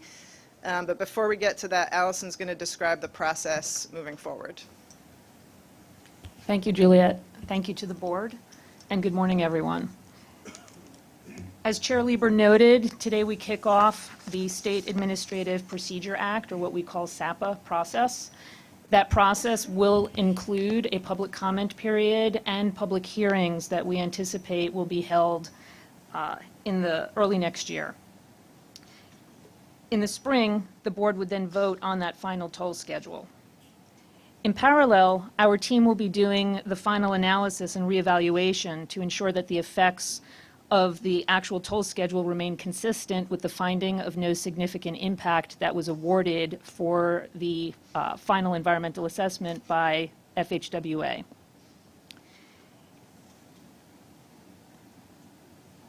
Then we'll be doing testing of the system. We'll be launching a public communications campaign. We want to ensure that the system works, that people understand how it's going to appear, how they will use the system, what their experience will be. Once that's all done, we'll know that we're ready to go. We're looking forward to going live in late spring, at which point we can finally start reducing traffic congestion in Manhattan's central business district. As exciting as this will be, after so many years and after so many people were involved in this effort, it really will be the beginning in many ways. We'll be doing a robust monitoring plan both before and after of many aspects. Indeed, that's always been the plan for us. And we have multiple commitments for that monitoring in the final environmental assessment. For example, we'll be doing air quality monitoring both before and after, and we'll be monitoring passenger volumes on a handful of stairways and escalators, what we call station elements, both in MTA's transit system and potentially in Hoboken. There are mitigation measures committed to in the final EA should they be needed. We're also going to be monitoring traffic volumes, transit ridership, taxi and FHV use, and parking, among other areas. On this point, I just wanted to mention we have been receiving a lot of comments and questions. You heard some of them here today. We'll be hearing more in the coming weeks, I'm sure. And I just want to take a moment to remind people that the final EA is still available on our website. It includes detailed analysis in multiple resource areas. Among these were the highways and intersections, parking, pedestrians, bicycles, transit, air quality, noise, visual resources, social conditions, environmental justice, and that's not even all of them. In transit in particular, there was great detail offered in both Chapter 4C and the related appendix. Together, they total 250 pages, but there's a wealth of information in there. We reviewed multiple lines and stations across the region, and again, as I mentioned, all the way down to transit elements that we will be monitoring. Finally, I know this has also been of concern, we will be doing regular reporting on multiple aspects of the project. All of this information will be updated on a regular basis, and the data will be provided at least biannually as it becomes available and the analysis is completed. We're also going to be ensuring that all of this data is available as open source data format to the greatest extent possible. So thank you all, thank you to the board, and stay tuned. Okay, so procedurally we're going to have a discussion, but first I'm going to make a motion. The TMRB's report and the related MTA staff summary has been distributed to our MTA board members. I'm making a motion to approve the action, which is to move the TMRB's recommendations into the State Administrative Procedures Act public comment process. May I have a second? Ms. Soren seconds. There's a motion on the table. Discussion is, the discussion begins. Anybody? Mr. Zuckerman? Thank you, Mr. Chair. Wow, it's been long in coming, and congratulations is a strong word, but I think it's important that we're here, and it means a lot to the city and the region. As your Chair of Finance, I have had a fairly easy job, I must say, compared to a lot of other eras of this organization, other finance chairs of other organizations. We have a legislature and a governor that have been committed to solving problems, and the fact that we have, as you described, the 5 zeros for the number of years is indicative of the relatively straightforward role I have. Now, what's the role of the finance chair and the finance committee? It's to identify sources of cash and uses of cash. That's a very simple way of describing what we do. Find the money and use the money. And I would tell you that what we have now with congestion pricing, we have uses that are necessary and we have sources that are fair.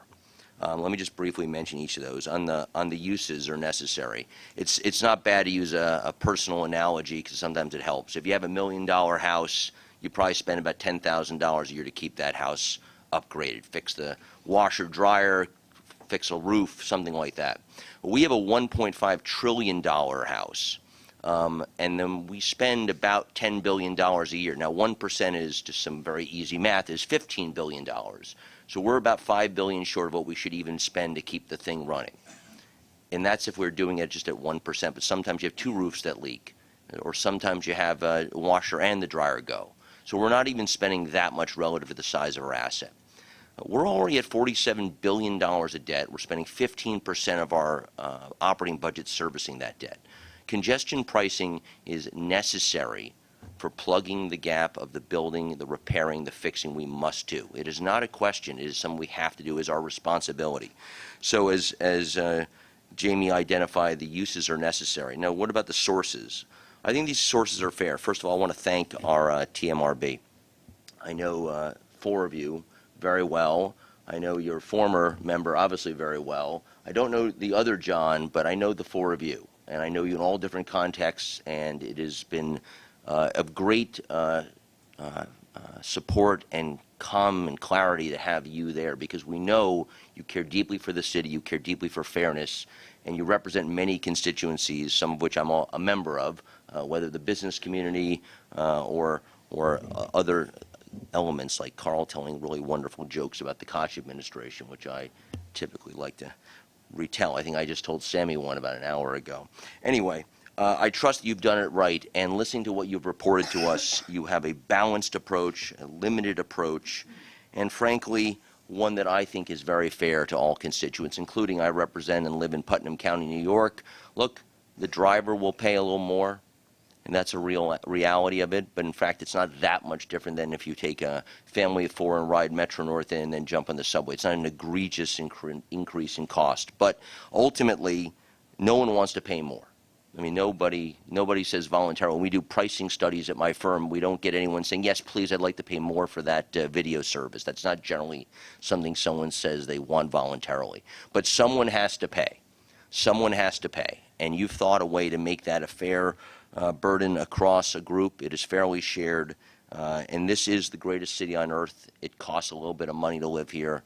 And we all voluntarily want to be here, and you're doing it the right way. So I want to thank you for your work. I want to thank the chair, the governor, and the legislature for bringing this to us, and I'm ready to get started and vote on this.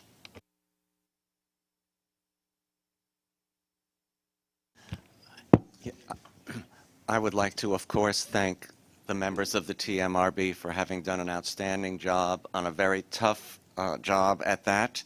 Obviously, not everybody is going to be happy by this report, but as Finance Chair Zuckerman said, we are the envy of most cities in the country in that we have a $1.5 trillion asset here.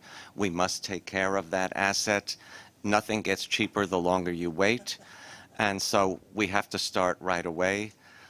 There has already been service improvements that many of us have seen and noticed. But I'm wondering how reactive will we be to massive increases in ridership once this congestion pricing goes into effect? How quickly can we institute increases in service? Will we have to wait for PICs to be issued and that sort of thing? What will be the process for increasing service when people start coming to us? That is one of my questions. I think that's a question I would throw back to, that was looked at as part of the TMRB report, capacity issues. So why don't we, I'll throw that back to Juliet, but let's let other members get their voices heard. Let me just ask the other question, which is, we have heard and we have seen news reports on people shielding their license plates and getting away with murder. I remember the MTA found and finally hit a motorist with some pretty high levels of back tolls that were not paid, something in the area of $4 grand, I believe it was. So I'm wondering, will we be upping our enforcement of people who evade the tolls? Okay, so you raised two questions. The second one is what's the TBTA doing, and what are they going to do about toll enforcement? And we'll get to that in a moment. But I want to let other members speak. I think I was going to recognize Ms. Valdivia and Mr. Chu, then Mr. Glucksman, Mr. Mack. But Ms. Valdivia. Thank you so much. So thank you to the MTA staff, the TBTA staff, or the Bridges and Tunnel staff, Allison and Juliet. You really helped to lead this effort, and I always love to see women leading, so thank you so much. Thank you to the TMRB for all of their hard work. This is very impressive. I thought when I would look at the document, I would have a lot of comments, but I really felt like there was a lot of thorough investigation. And it's clear that the members, I want to thank you all because, to recognize this leadership in this high pressure situation, it really continues to be a model for future leaders. You've all given so much to New York City and the region, so I really want to thank you for that. Thanks, of course, to the FHWA for, we wouldn't be here without them. NYSDOT and New York City DOT, I know you all have worked collaboratively together with these agencies. So, I'm really proud today to have the opportunity to vote to advance these recommendations to the public hearing process, and I think that SAPA process will be important. And it's really important. We're going to provide $15 billion in essential support to the MTA's capital program. And this tolling program will provide critical benefits, as we know, and the MTA has, told us, the media, the public, each time they could. There was a rally yesterday, which was a very impressive turnout, discussing the public benefits, including lightening up our congested streets, making our air cleaner, making our roads safer. So I'm really excited today.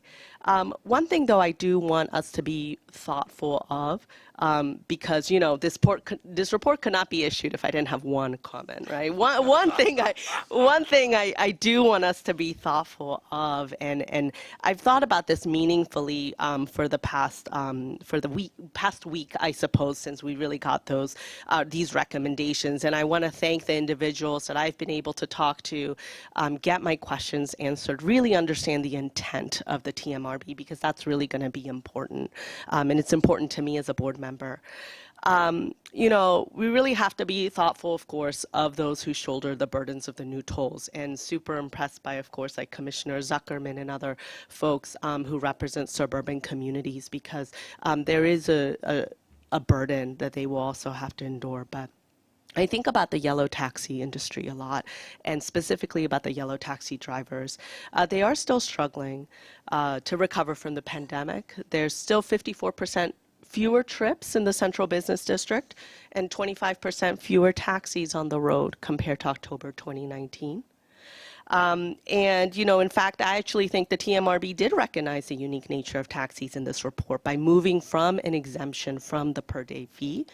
And, you know, I've also noted here that, you know, there is a very prominent coalition, Congestion Pricing Now, that's made up of 30 community groups, think tanks, environmental justice organizations, and they've also called for special consideration of taxis and an exemption of taxis, given the amount that they have suffered in the past decade. I also want to highlight kind of their criticality as a public good. Yellow taxis specifically took on an essential city service during this global pandemic when delivering foods in the darkest days. And so they delivered, I believe it was about 1 million trips, 1 million meals a day. So we really rely on this transportation mode when we can rely on no other during emergencies. As part of our Office of Emergency Management plan in the City of New York, taxis do play a role in that. And that is different from private vehicles, different from other kinds of fleets that we're looking at in New York City. And I think it would be responsive, I think under FHWA, the Federal Highway Administration's perspective on environmental justice communities, taxi drivers fit in that community classification. So I think there is kind of a case to be made for a deeply narrow exemption for taxis. And for these reasons, I do think the board should consider it as we look at the SAPA process. And I think for some of you that understand my career history, you know, I have worked with taxis in the past in the taxi industry, taxi drivers, Uber drivers. You would not be surprised to hear my comments today. I will say I don't say this lightly.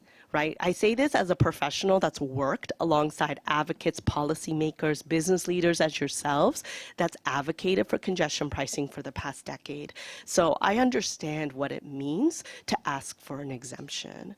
When you I understand, and I'm very impressed that the TMRB has no exemptions really, or very, very tiny exemptions in the report. I don't take that lightly. I applaud your efforts in doing that, because that is part of to ensure that we're not having a slippery slope. So that's really important. And so I do want to highlight, I don't take this request lightly, but I do believe exploring a deeply narrow exemption for taxis are critical to the continued kind of resurgence of this industry. And I think about the taxi drivers every day who are upholding this industry and who are part of this environmental justice community. So that's one thing that's been on my mind about taxis and how we think about taxi drivers. Another thing that's been on my mind is about capacity in transit. I'm really appreciative, Rich, of the presentation I think we got from Sarah Weiss about the capacity that is available in transit. But I'm still also interested in a day one plan. What does it look like on day 1, day 10, day 30 of congestion pricing? As we see, I don't know what the timeline looks like for a pivot to transit, but similar to Andrew's perspective and Commissioner Albert's perspective, what does that look like to ensure that we have robust service? Because whenever we have disruptions in service, we are literally making it more difficult for people to kind of move around the city. Transit becomes more critical than ever, which is actually what we've always wanted, right? We want transit to be critical, and we want to uplift that public good that public transit is. Lastly, shout out to Allison again for your work here at Bridges and Tunnels. On communications, I look at the staff summary, it's very complicated. And so this is not necessarily an easy system for an everyday driver who is making hopefully a behavior choice or behavior change. It's not an easy system to understand and follow. And so how we think about simplifying it and making it clear, but also making it exciting, kind of in the vein of Move New York. We're actually going to move New Yorkers now. And this is what we're trying to do with congestion pricing. So again, really excited about this report. Really impressed with the amount of effort that it's taken to get here. We're here, and I'm excited to vote yes and move forward. But I would just like to note my special consideration request for taxis. Thank you. Okay, thank you. Mr. Chu, Mr. Jones, Mr. Mack, and Ms. Lopez, Mr. Glucksberg. We were all a little nervous over the last few months of what we would get back, and certainly very curious, expecting to get this report prepared to, pour through pages and pages of exemptions and complicated scenarios. And I think I was more than pleasantly surprised to see this simplicity, which I think is not a reflection of anything but the very, very deliberate and considerate nature of which not only the staff but the TMRB approach this process.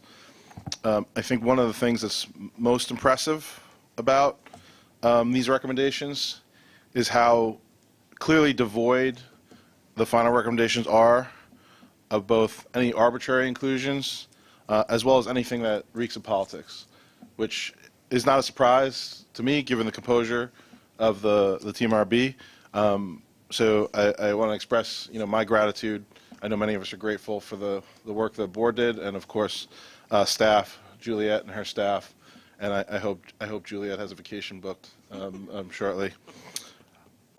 As someone who's been around policy for the better part of the last 2 decades, as a business owner, as a lifelong New Yorker, having grown up around the boroughs, in Canarsie, and now living in Long Island for past 20 years of my life, so someone who's commuted daily for 10 years from Long Island to the city, and now as someone who does business from Long Island to the city, I can't support this enough. I've seen the transition. See how things have changed. I think it's instinctive to voice concerns, and rightfully so. We should be concerned. Everything we touch, we should be concerned about the impact. But I also know that $15 for pales in comparison to the cost of a truck with even 1 or 2 employees sitting in traffic for even a half hour, 45 minutes. I've seen the progression. I choose mass transit almost all of the time, but I do drive into the city occasionally from Long Island, and I've seen the difference. I've seen how much longer it takes year after year after year. Hoping that congestion will alleviate itself is not a policy. Hoping that emergency management vehicles will find ways to move around congestion quickly to aid people is not a policy. Hoping that climate change is going to solve itself is not a policy. We have had many opportunities over my short tenure on this board to touch some really, really important things, and this is right up there with that. This is a historic policy. This sets a tone, as has been mentioned, as New York should, for the rest of the country on leadership. We don't live in a time of easy decisions. So nothing about this was easy. Going forward, you know, it won't be easy, but it's the right thing to do. I'm supportive of this. I'm grateful to all the work you did. The questions I have go forward, which I think we'll have time to discuss, you know, over the next couple of months, is this is, you know, dynamic. We live in dynamic times, so I think we will need to be conscious whether it's not we, you know, leave the TMRB in indentured servitude in status, or whether it's a construct we put up for our own board to monitor this data. I think the tolling infrastructure we're putting in is also going to allow for unprecedented data on how traffic moves around the city and in and out of the city. And I think that that's really important. And I think that, but there's nothing I've seen from the agency here and this body that doesn't lead me to believe that we're, you know, we'll be ready to respond to those things and adjust appropriately over time. So I support this, and I vote in the affirmative for it. Okay, Mr. Jones, Mr. Mack, Mr. Glucksman, Ms. Lopez, Ms. Barbas, Dr. Rizzo. I, too, would like to thank the TMRB and Carl and other members who I've worked with in different capacities over the years on taking on a very complex issue. I think it's a great step forward for the MTA, and now we go on to the next process where we'll get public comment again. I think we've spent far too long debating this. I think it's time to implement it. I would especially like to thank the TMRB for taking a second look at low-income drivers. This has been an issue of great concern. My organization, the Community Service Society, issued a report as far back as 2017 analyzing the fact that few, if any, low-income drivers from the 5 boroughs at least are driving into this sector. I think it came down to overall only about 4% of all drivers coming in, but only 2% of those with low income. But the fact that the TMRB is going to help those relatively small numbers, I think, is critically important. While I support overall, I do have one area of concern that I'd like to bring before the board, and that's on school buses. I know there was comment and concern by the TMRB that it was hard to deal with private vendors who were driving and providing school buses, but I think it's essential to provide some exemption, particularly for those with public school children. And I've been reassured by the city departments that, in fact, we can actually monitor to the child the number of public school students who are using these buses. I don't want to add another burden to the public education system and the charter schools. I would, however, not provide such a benefit to private schools. That, I think, would be inappropriate, but we should help public schools in any way we can. We think that it would almost be a de minimis cost if we talk about the numbers of children coming in and out on school buses into the central business district. And we think this is one exemption that should be considered. But again, thank you to the TMRB. You did a terrific job. And what I told Carl, that no good deed shall go unpunished, this was certainly that. But what you did was extraordinary. So thank you. Okay, Mr. Mack. Well, I have to echo everybody's thank you, your hard work. I'm sorry that John left the board. But I think that I am certainly in favor of helping this MTA. Been here the longest individual. On and off, unfortunately, due to a little riff. But I do represent Nassau County. But I also think of Suffolk, and I think of the outer boroughs. And I also think of the Upper East Side and the added congestion that this will also incur. Also, regarding Andrew, are you aware that New York City has canceled the next 4 classes? So there will be no enforcement. And the MTA has a class. They're welcome to come to Nassau. I told my commissioner last night. We need more law enforcement, but that's not the issue. This is a boon to the for hire cars, to charge more. Ever since they opened up the hire cars, this has caused a tremendous congestion, double parking. Years ago, we wanted to charge for trucks at night, to give trucks a break on the bridges and tunnels at night so there wouldn't be congestion. I'm having lunch with Eric Adams, and 2 trucks back up. That's 2 lanes that we lost. And they start delivering packages. What congestion, Sammy, does that have? So it's not only traffic.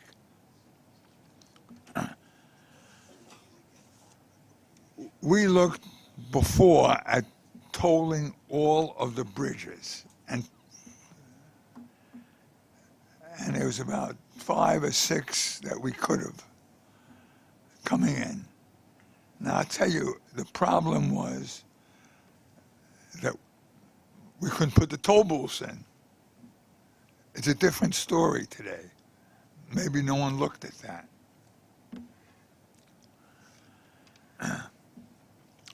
The outer boroughs, the outer counties that want to come to the museum, visit their kids, have dinner. Well, I have to change my dinner. I'm going to come in at 9 o'clock. Ridiculous. Retail, there's a host of other factors that this congestion pricing plan can possibly hurt. I want to make sure that we are funded. We got government. We should have federal aid. We have good representatives in Congress.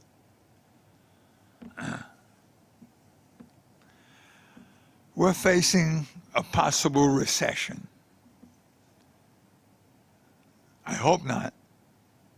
But if it happens, and there is a slowdown, everyone's going to get hurt, including us.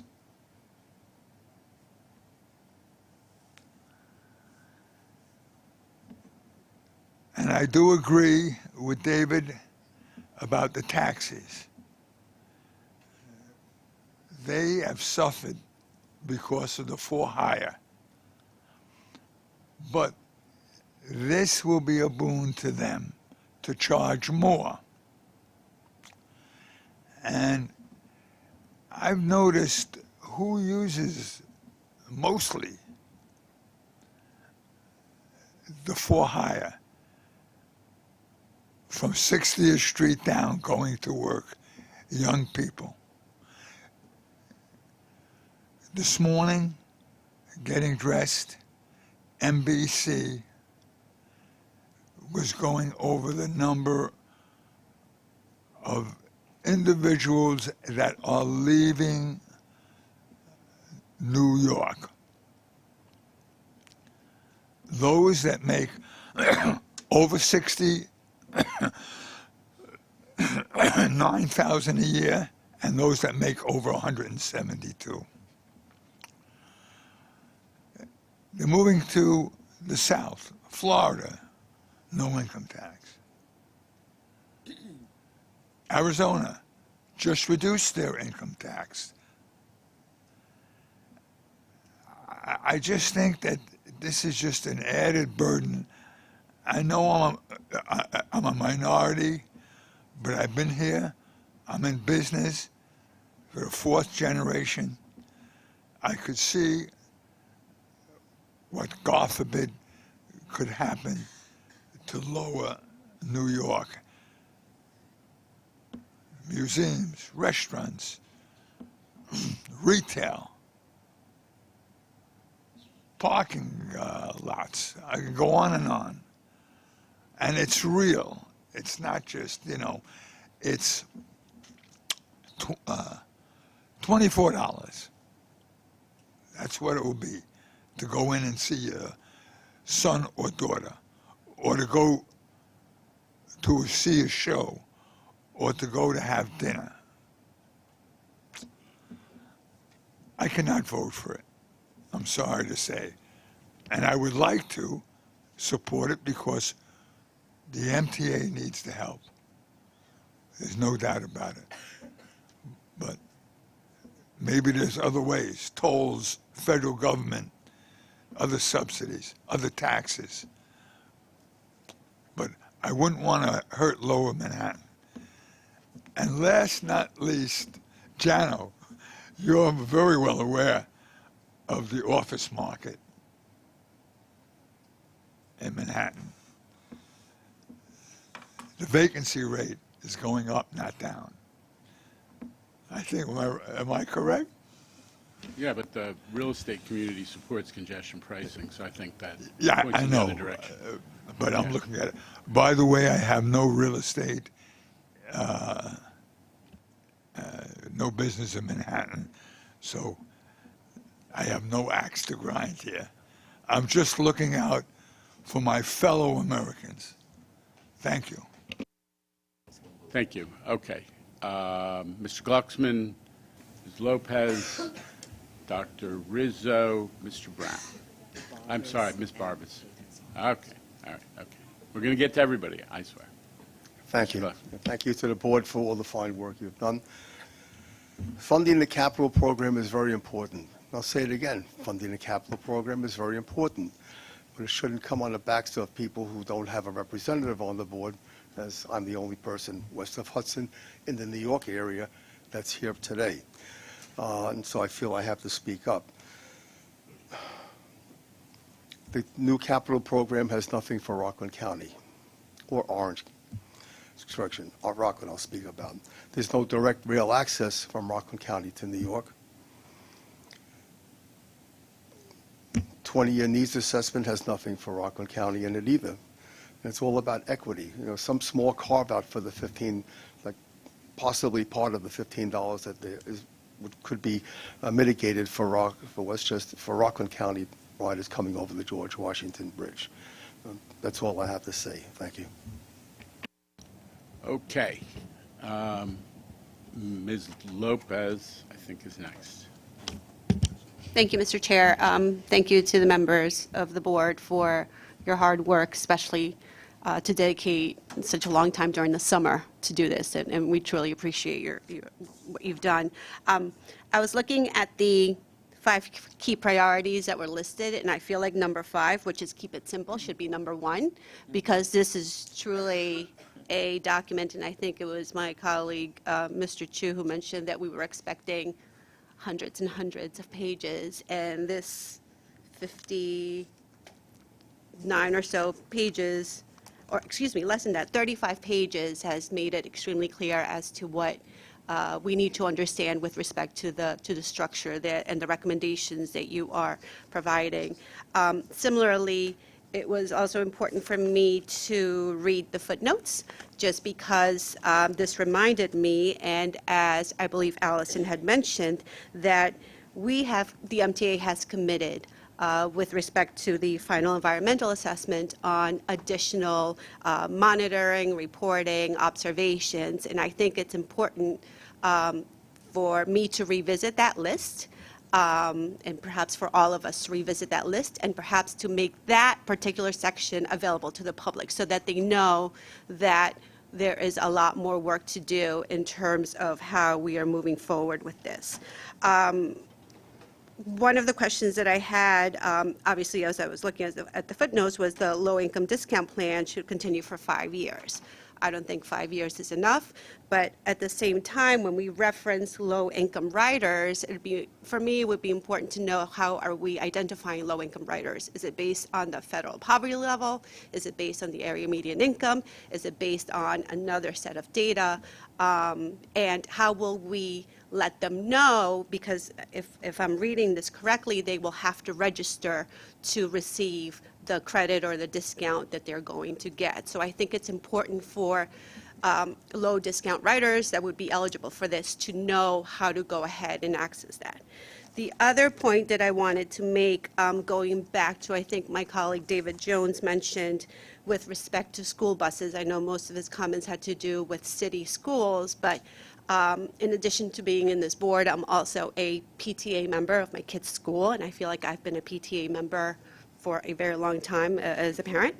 Having said that, I know how expensive it is to pay for field trips, to pay for insurance when we are hiring school buses to take the kids. In this case, it would be into the city from the neighboring counties. As a Westchester County representative living in a community where sometimes it's extremely challenging to pass school budgets, and considering that the school budget process, the vote is in May, it would be really important for school districts to know how this would impact them should they have to plan ahead in terms of any type of transportation that they would have to do into the city. Because truthfully, an additional layer of tax could definitely make or break on the number of field trips or rides that kids have into the city, and I would hate for children to not be able to have that opportunity to come into downtown and explore the many different opportunities that are there for them. And then last but not least, I do have more questions, but I think it's more operational in nature. I sent an email to Juliet, so whenever you have a chance, I would love to get the responses. So thank you. That was it. Thank you, Ms. Lopez. Dr. Rizzo, and then I've been informed I've been overlooking Ms. Malhotra, who's been trying to get our attention on video. Dr. Rizzo, Ms. Malhotra, Sure. Mr. Brown, and Ms. Barbas. Sure. Thank you. I want to start off by echoing my thanks to the TMRB and all relevant stakeholders. While I am generally supportive of congestion pricing, given the environmental impact, safety implications, and the capital program, I am not supportive of any policy that may perpetuate health disparities. I am concerned that not carrying forward some of the proposed exemptions is a significant concern, particularly for individuals with medical appointments, especially for those who are or belong to a vulnerable population. It is not lost on me that this is a tall order, but all of us in this room face tall orders, and I'm categorically positive that we do not capitulate but rise to the challenge. I wanted to keep my remarks brief, so in conclusion, as a physician who works in healthcare and as an advocate with lived experience who is a vast consumer of healthcare, this city possesses unparalleled world-class medical care. In my mind, it's our crown jewel. We must work as diligently as possible in our pursuit of creating less friction in an already complicated system. Thank you very much. Thank you. Ms. Malhotra, I believe. Thank you, Jono. Thank you, Juliet. Thank you, Allison, Carl, and John, Liz, excuse me, and Kathy, and the rest of the members of the TMRB for all the great work that you've done. I've been working on congestion pricing since 2008 when then Mayor Bloomberg went up to Albany to ask for congestion pricing. And I often think what our system would have been like had it happened then. So I applaud the Governor Hochul, for finally making this a reality. I think congestion pricing is going to help us create a much better transit system, a much cleaner city with less gridlock. I'm happy to move the process forward. Thank you. Thank you, and feel better, Heda. We know you're under the weather, so thank you for participating. Mr. Brown.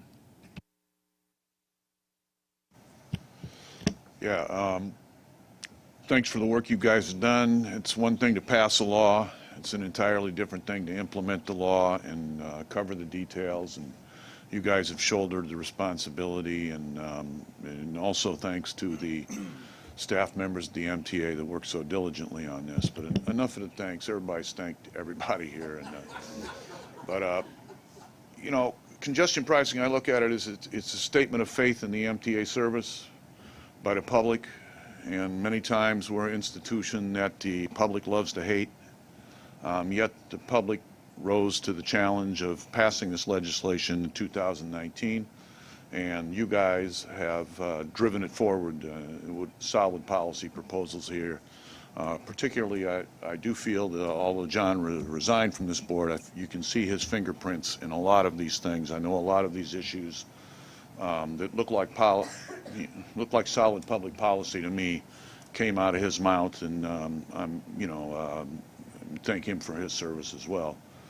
You know, and I'm not trying to throw cold water on it, but I think we have to have in perspective what, the public, how important the public's faith is in what we're doing, and the public has a right to expect ultimately more and better service from the MTA. And while I recognize that, in some terms we have, there wasn't much slack capacity on the trains I took in today. I'm an old guy. I stood on both trains, very tight service. So maybe, maybe it's all coming back to the way it used to be. Great. We'll all be packed in like sardines. So I'm hoping that, without congestion pricing, it really won't be possible to drive the capital plan the way we've planned to drive it. That said, and I don't even like the "that said" thing, because you always come with some sort of verbal bomb after you say "that said." But congestion pricing has lost 20% of its value since it was legislated. They put that $1 billion number on it.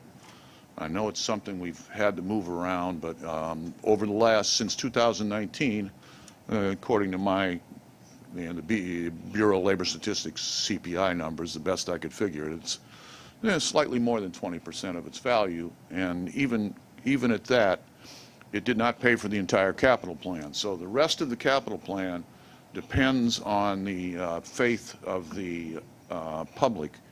So keeping service, some result in service, improved service for the public to hang on to is very important. If there's not more and better service ultimately from congestion pricing, public support, which is absolutely necessary for the balance of this capital plan and the next capital plan and the one after that, which will not have the congestion pricing boost in their money.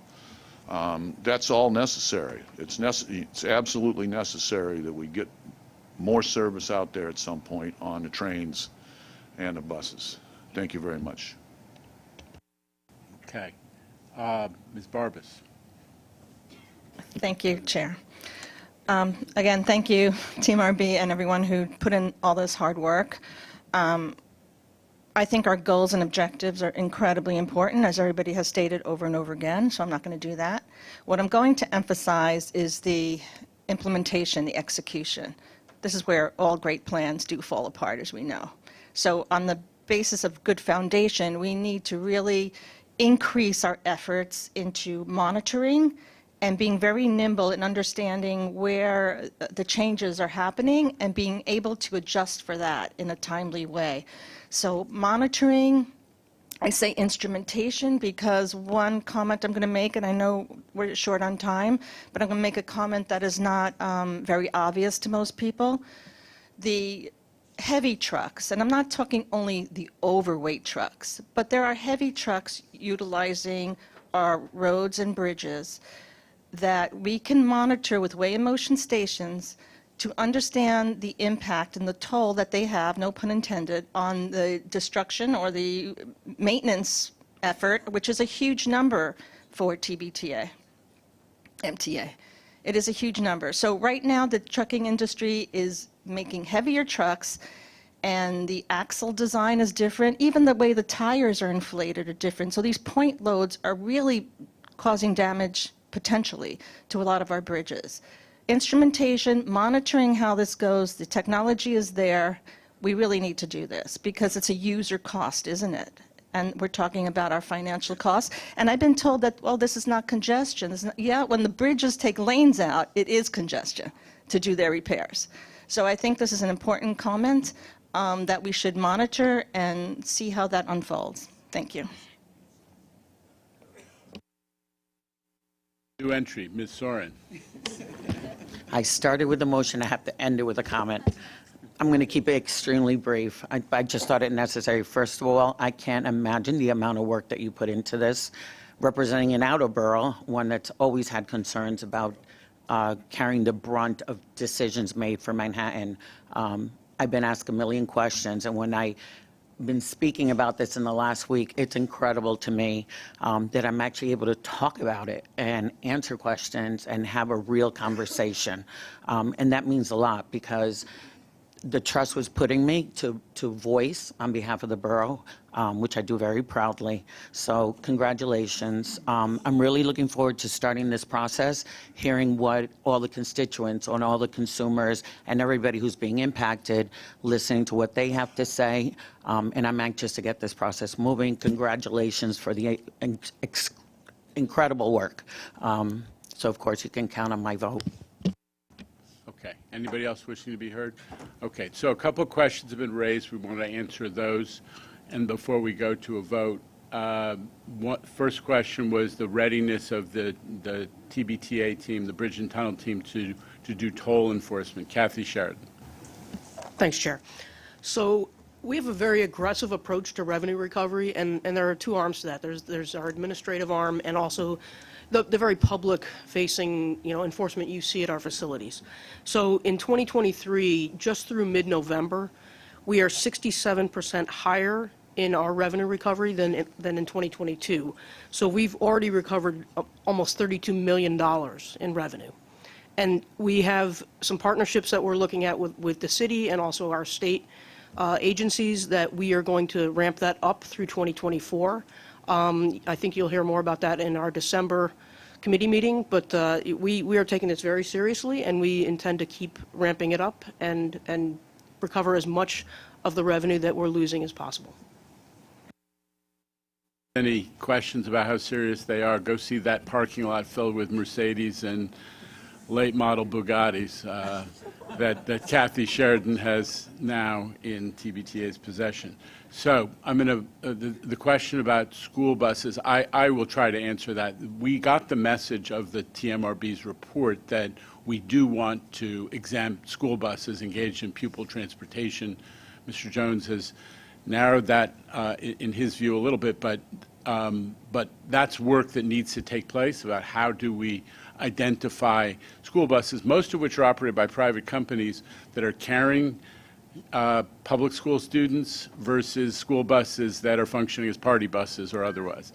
So that work is now going to begin, but it's clearly a recommendation of the TMRB, and the MTA has taken that one to heart. I think the other question was low-income definition, the definition of low income. I think Ms. Lopez raised that. I'm pretty sure that the answer is it's $50,000 a year. It was set at roughly twice the national poverty standard, roughly twice the national poverty standard. We've all gotten familiar with these standards because fair fares, we're trying obviously to raise that up in tandem with the city as well. But the remaining question I think that was on the table unanswered had to do with readiness of the transit system to absorb the projected 80 to 110,000 additional transit commuters projected as a result of the implementation of congestion pricing. I'm going to throw that one to Juliet. Okay. Sure, and this topic came up in the third TMRB meeting, so we did look into it. Not so much with members of the TMRB because it's more of an MTA issue, but with several folks here on the MTA side. And some of the results of that analysis were presented on Wednesday last week by Sarah, but I'll just sort of go over it quickly. So we looked at a couple things. The first thing we looked at is the extent of the network that exists today, not just our network, but public transit network in the region, obviously the most extensive by a long shot of anywhere in the country. And what we learned is that of all the commuters to the CBD, 700,000 of them live within walking distance of a subway or a PATH train. That is more than half of all commuters to the CBD live within walking distance of a station. More than 600,000 commuters live a short drive from a commuter rail station. There's plenty of parking. We looked at that. And then there's the MTA's express bus network, 75 lines across 5 boroughs, and more than 400,000 commuters to the CBD live within walking distance of those stations. So really, all in all, out of the 1.5 million people who work in the CBD, all but 35,000 have easy access to transit. And that's just subway, commuter rail, express bus. That's not counting local bus. You know, I understand that local bus, sometimes you have a couple trips to get into the CBD, but just on subway, commuter rail, and express bus. The second thing we looked at is available capacity. We've talked about this as well in previous TMRB meetings. So congestion pricing, as Jano said, is expected to bring 80 to 110,000 new trips to public transit. And even after that happens, the subway system will still be 30 to 50% below capacity. Commuter rail will still be 30 to 35% below capacity, and the express bus system will still be 40 to 60% below full capacity. There is still a lot of room on the system. Are there occasionally, a busy train? Yes, of course, but there's another train right behind it, and there are, there are many transit options for people who want to take transit. I never, we're in the transit business, so let it not be misunderstood. We want to run more service. We're trying to, I think the point that Juliet has conveyed is that right now we are very much ready and excited to accommodate the projected movement of a portion of the driving public to transit, that we do have plenty of room on transit, but that does not mean that we're going to stop pushing to increase service. I talked about 40% increase on Long Island Railroad service. We've increased 12 subway lines, and we're going to keep looking for opportunities to do that. We are, as part of the Queens bus redesign, looking at potentially an additional express bus route, right, Rich? And growing service of bus service in Queens, which is the most bus-dependent borough, and that's been a great effort in tandem with local electeds and community stakeholders that is coming to conclusion pretty soon. So, real opportunities to continue to grow service, but we are ready to accommodate folks who want to try out the transit system if they've been driving. Other comments, questions that I left unanswered as a result of this? Midori. Hi, thank you. I have a follow-up to this line of discussion. So when it comes to transit, I understand that you're saying that there are capacity issues. So as Lisa mentioned, she's from the Bronx, I'm from Brooklyn, and I actually live near the B&Q lines, and for the past, I think, 8, 9 to 12 weekends, because of very good work happening related to replacement of tracks and doing the very work that we want to do through congestion pricing, that state of good to repair for middle of Brooklyn, the queue was unavailable on the weekends, and so there was a lot of shuttle bus work. And so, of course, a lot of kind of community angst around it, but at the same time ensuring that people understood the immense amount of work that was taking place in those stations. So what is the MTA thinking about, perhaps differently, perhaps not, to address this kind of the very real work that needs to happen on weekends, knowing that there's this congestion charge, and then so that transit is kind of impaired to do this real work, and thinking about, you know, additional service those weekends, you know, the shuttle bus situation. Some people like it, some people don't. It actually creates a lot of congestion, thinking specifically about Ocean Avenue. So kind of what is your response to thinking about in this new kind of paradigm that we're in when there are service disruptions because of good capital work that needs to happen? What are we thinking about service then? Okay, so we're officially holding the TMRB hostage to our MTA operating discussions. Yes, I think we've moved on. Thank you. I'm going to ask Rich to answer that question, and then I hope we can, with everyone's understanding, move to a vote. Yeah, so a few things, Ray. I mean, obviously, one, we've added weekend service, right? So for lines that are running the GJ&M, we added in July. We added more on the 1 and the 6 in August. And we're actually expanding the span on the 1 and the 6 this month. And we've got a spring, which I'm not prepared to quite announce yet here, but we've got some additional ads we're going to do in the spring. So just in terms of service there, and you also know we appointed a weekend czar, right? So I think even putting aside congestion pricing, we had a concern at transit that we could have been doing a better job running weekend service. And the reality is Demetrius, Frank, and the team have been, because we're a lot more coordinated. We're having the best weekend service I think that we've ever had, maybe 85, 86% on time now. But the reality is also true. I mean, this is the reason why we need to fund this, because the massive capital program will a lot be related to New York City Transit, which is in desperate need of upgrade, and we're going to have to manage that project by project, right? So staying on top of like the direct fixation track fixation project we have ongoing as an example. But there's going to be a lot more of that across the system over the years. So, and then lastly, I would say, you know, we worked very closely with Lizette and the HR team to making sure we've got the pipeline of those bus operators, for example, right? So the capital program ask is pretty large the next couple of years, and making sure we've got enough folks to be able to handle that is something Jamie and Lizette and I have been really working very closely on, assuming that this passes and we're able to get a lot of work done. With that, I'm going to ask for a vote unless there's additional discussion that must take place. There's a motion on the floor, and there's a second to move the TMRB's recommendations into the SAPA process. I'd ask the voting members to, by show of hands, those voting yes, keep your hands up so that we can, okay. And opposition? Mr. Mack. Any abstentions? Okay, the motion passes, and we're now prepared to move on to more routine board business. But first, I want to give a hand to the TMRB.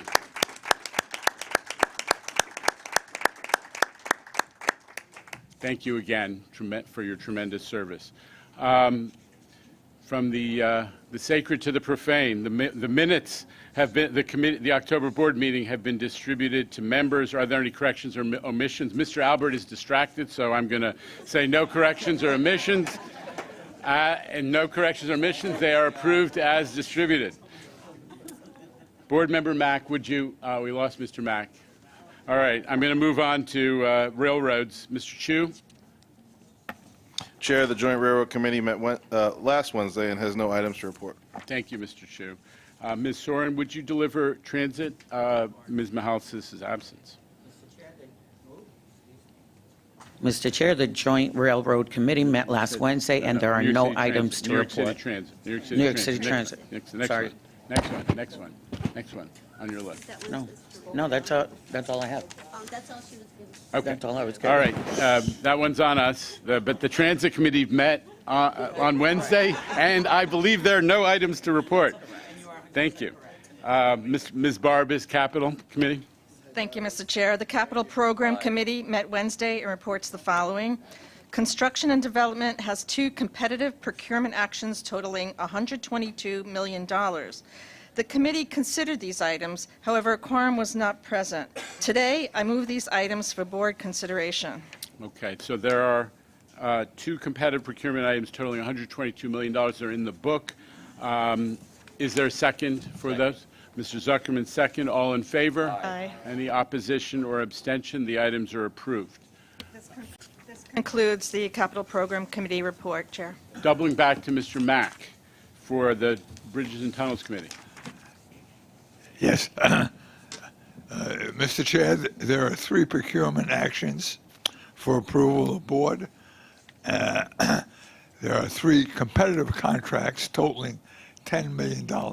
The committee recommends these items, and I move them. Second.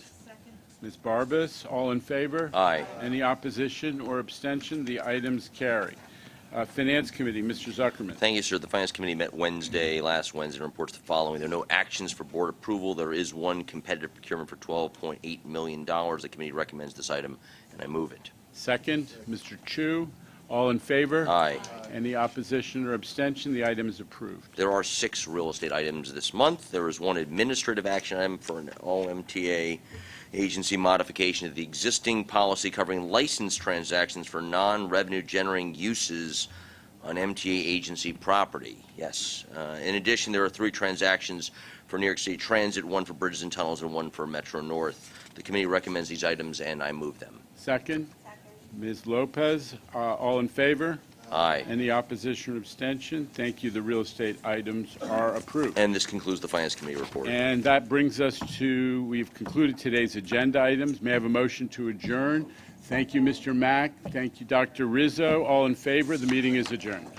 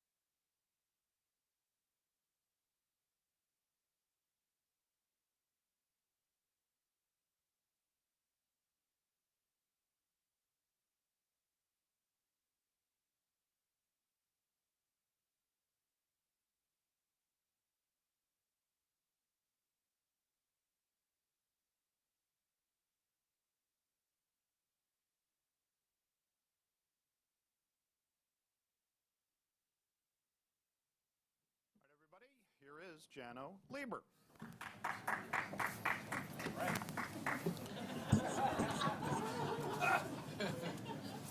So this is a big day. People have been talking about the necessity of dealing with congestion for a couple decades now. The Bloomberg administration, somebody yesterday, Charlie Kamenoff and Sam Schwartz, talked about their work during the Koch administration, even in the Lindsay years, to deal with traffic congestion.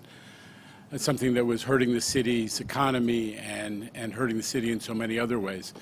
In 2019, the state legislature made it a law that we have to implement congestion pricing. And I said to the MTA team when I started here, we're going to do the hard stuff. And this is definitely one of the challenging issues of the day. It's one of the challenging issues for the MTA as the agency given responsibility for leading it. But I think today we saw the caliber of the people who were asked to really work out some of the details and make these recommendations. The thought that went into it, the balance that they brought to it, the concern that they had for the reality that there are very relatively small number of people driving to begin with, but there's an even smaller number of people who really have to drive, and the way that they have focused on those folks with the low-income discount and the overnight discount and some of the other approaches that they brought to bear in their recommendation. So it was an exciting moment to see people really coming together. And one thing that I thought was pretty interesting is this is that rare moment when business and environmentalists actually come together. Kathy Wild, who represents the business community in New York, and John Banks, who's worked in the real estate industry, together with environmentalists. They're frequently at loggerheads. They're frequently at each other's throats even. And on this issue, they've come together because there is a consensus that has developed that this is essential to the city's future, that we are the most congested traffic city in the United States, and that it is a threat to our future economically and in terms of safety for pedestrians and cyclists, who are a growing piece of our traveling public, to the quality of our air and to the overall quality of life. So I just found it very moving that there was a consensus that developed, and it was reflected in a 9-to-1 vote by the MTA board to move this forward into the next stage of the process. So big day, and with that, happy to answer people's questions. All right, first up today is Marcia Kramer from CBS 2. Marcia, just hit the button in front of you on the microphone, and we're good to go. Can you hear me? Yes. So in the past week, Sam Schwartz, who I know you know, has estimated that about up to 20% of the tolls will be uncollectible, either because people will alter their plates, they'll use those plastic things so you can't read it, or they'll get bogus plates. How do you plan to deal with that? And do you agree with his estimate that it could be anywhere between 17 and 20%? Well, first of all, we can't let that would delegitimize the credibility of this effort. If people are cheating on tolls, I called attention to fare beating a year and a half ago. And, frankly, some folks rolled their eyes a little bit, like, why are you raising this issue? Because it's not only an economics issue, it's a fairness issue. I think it tears at the sense of fairness that makes New York possible, because we all have to share public spaces and public facilities and all these public institutions like libraries and parks. You got to treat the other person with respect and fairness. The same thing is even more true of tolls, because they cost more money, and the fact that some people are trying to use, taking affirmative action to prevent people from collecting their tolls is really insulting to other New Yorkers. So long before this became an issue in the press, we started taking action. We started pulling in, it had never been done before, aggressively identifying people who were big toll cheats and stopping them on the bridges, places where they were accustomed to going through for free, by concealing their toll. And as I always say, we've increased the value of our collections through that process by 70% just year over year, and we are and we actually teamed up with the city to try to persuade Amazon to take down some of these, these plastic covers they're using to make it difficult to photograph license plates. And we're working now with other public agencies so that the sheriff, for example, and other agencies are going to start to identify these toll cheats, not just when they're on MTA bridges and tunnel facilities, but if they're parked in the city. So we're going to go after it hard and make sure that people are not getting away with that, because the credibility of the whole effort is at stake. All right, we're going to move on to Andrew Siff of WNBC. Andrew. Jano, just following up on Marcia's question, and what you just said is you raised the issue of how when it comes to fare beating, people feel like suckers. They watch people going through, and then they're paying the fare. But fare beating is still, a year after you raised this issue, rampant. So why should people who hear you say we're going to be tough on enforcing the congestion pricing tool, why should they believe that? Well, Andrew, you're way too sophisticated an observer of New York to think that any big problem can be made to go away overnight. But what I tell you is there are 100% more fare evasion summonses that have been issued. I set in motion a study, and you saw the Blue Ribbon Commission by a first-class group of both law enforcement professionals but also social justice professionals giving us recommendations of how to attack this problem. That we have, there's some fairly complicated rules about closing that, dreadful exit gate we call the slam gate, because that has become the superhighway of fare evasion. It has to do with the way that the fire safety authorities view it as a code, a fire safety matter, and we're attacking that issue. We're experimenting with new gates, and we're doing, and probably most important, we're really trying to get the city to go out and sell that fair fares program so that anybody who's truly, who's truly in the low-income category gets the benefit of a reduced fare. And we've been advocates for reduced fare for people who really need it. So we are doing a ton. I don't claim that we have solved the issue, but what we have done is bring attention to it and develop a series of actions that, with the support of law enforcement and local government, I believe that we can turn things around. Okay, next up, we've got Anna Lay from the New York Times. Anna, over there in the box seats. Hey, Jano.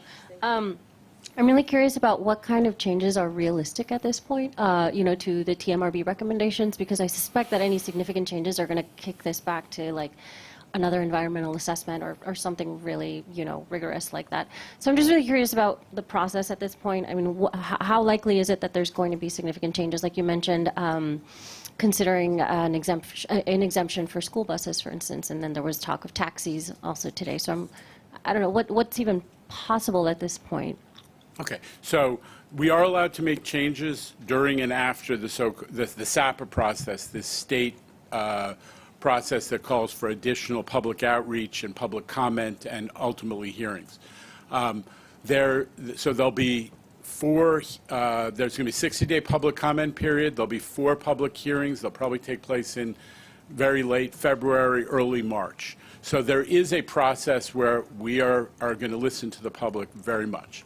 However, you are right that there is complexity to this whole system, in the sense that when you make tweaks to it, it definitely, what it does is it creates diversions, different traffic patterns, which then have to be restudied, and in a doomsday scenario would run afoul of the limits placed on it by the environmental assessment. So you would, all of a sudden put traffic into an area that it hadn't been impacted before, and as an environmental justice community, these are, scenarios. So there's no question that we look at it as something that, in an ideal world, you wouldn't mess with too much. That said, we are taking the public comment process very seriously. But it is by no means the first time that we've done public outreach. We did 25 separate outreach events and hearings during the environmental assessment.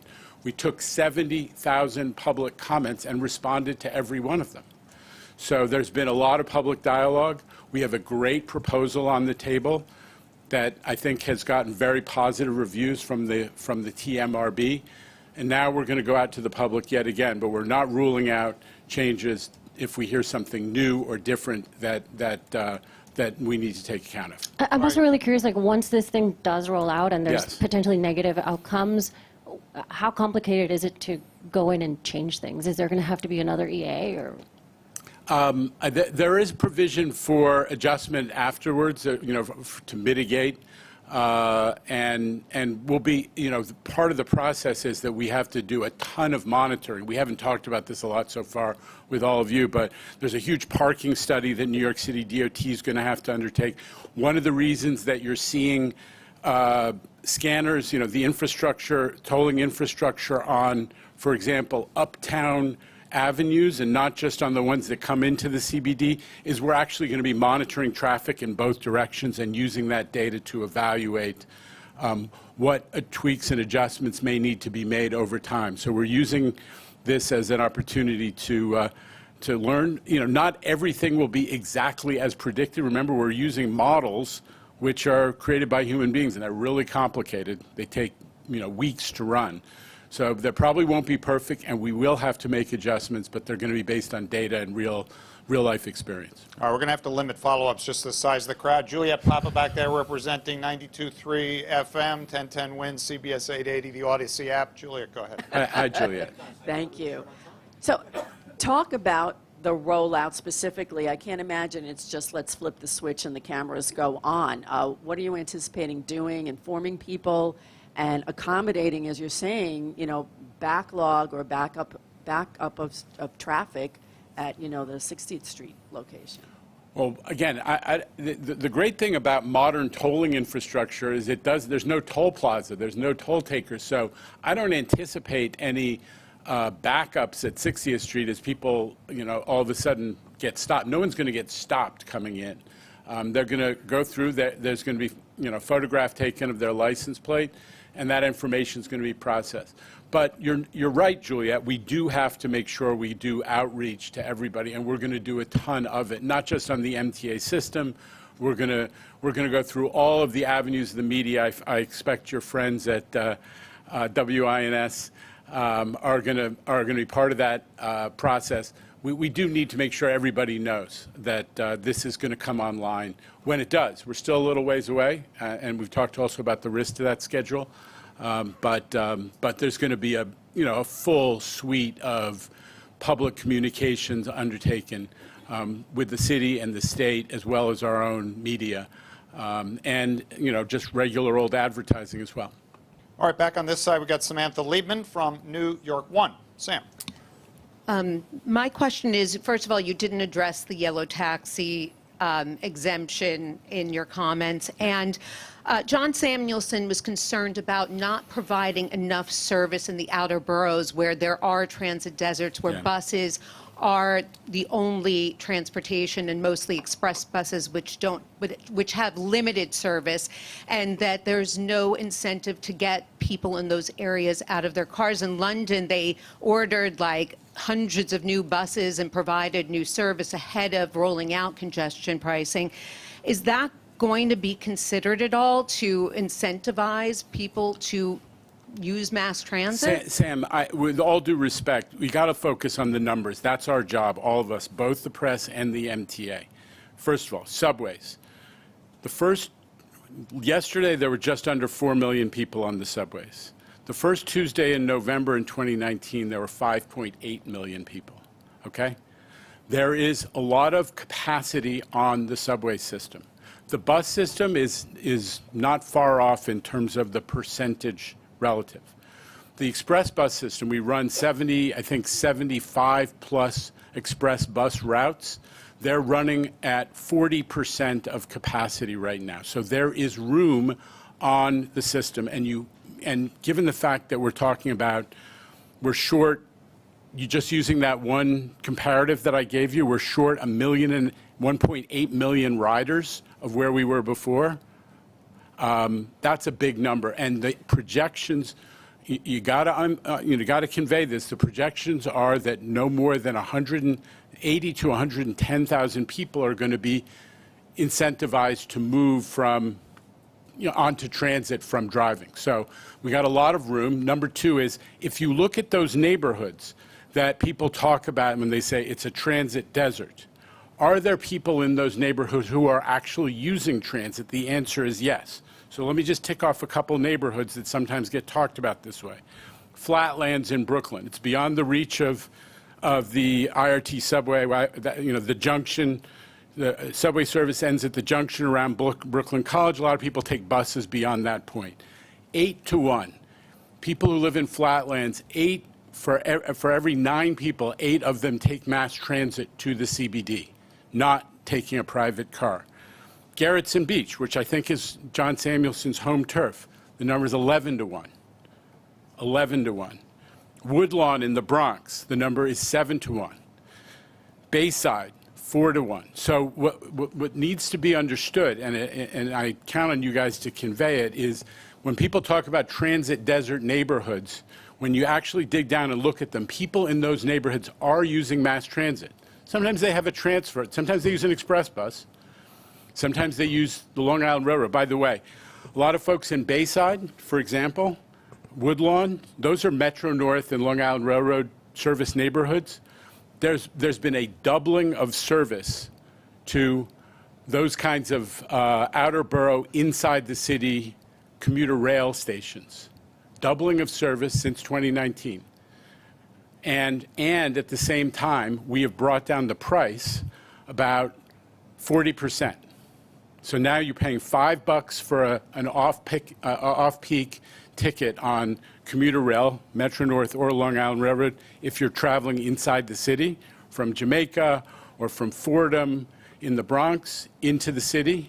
So you have a much cheaper way to travel if you're in one of these neighborhoods. You don't have to take a bus to the subway. You get on the commuter rail, and it's much cheaper. $7 in the peak, $5 off-peak.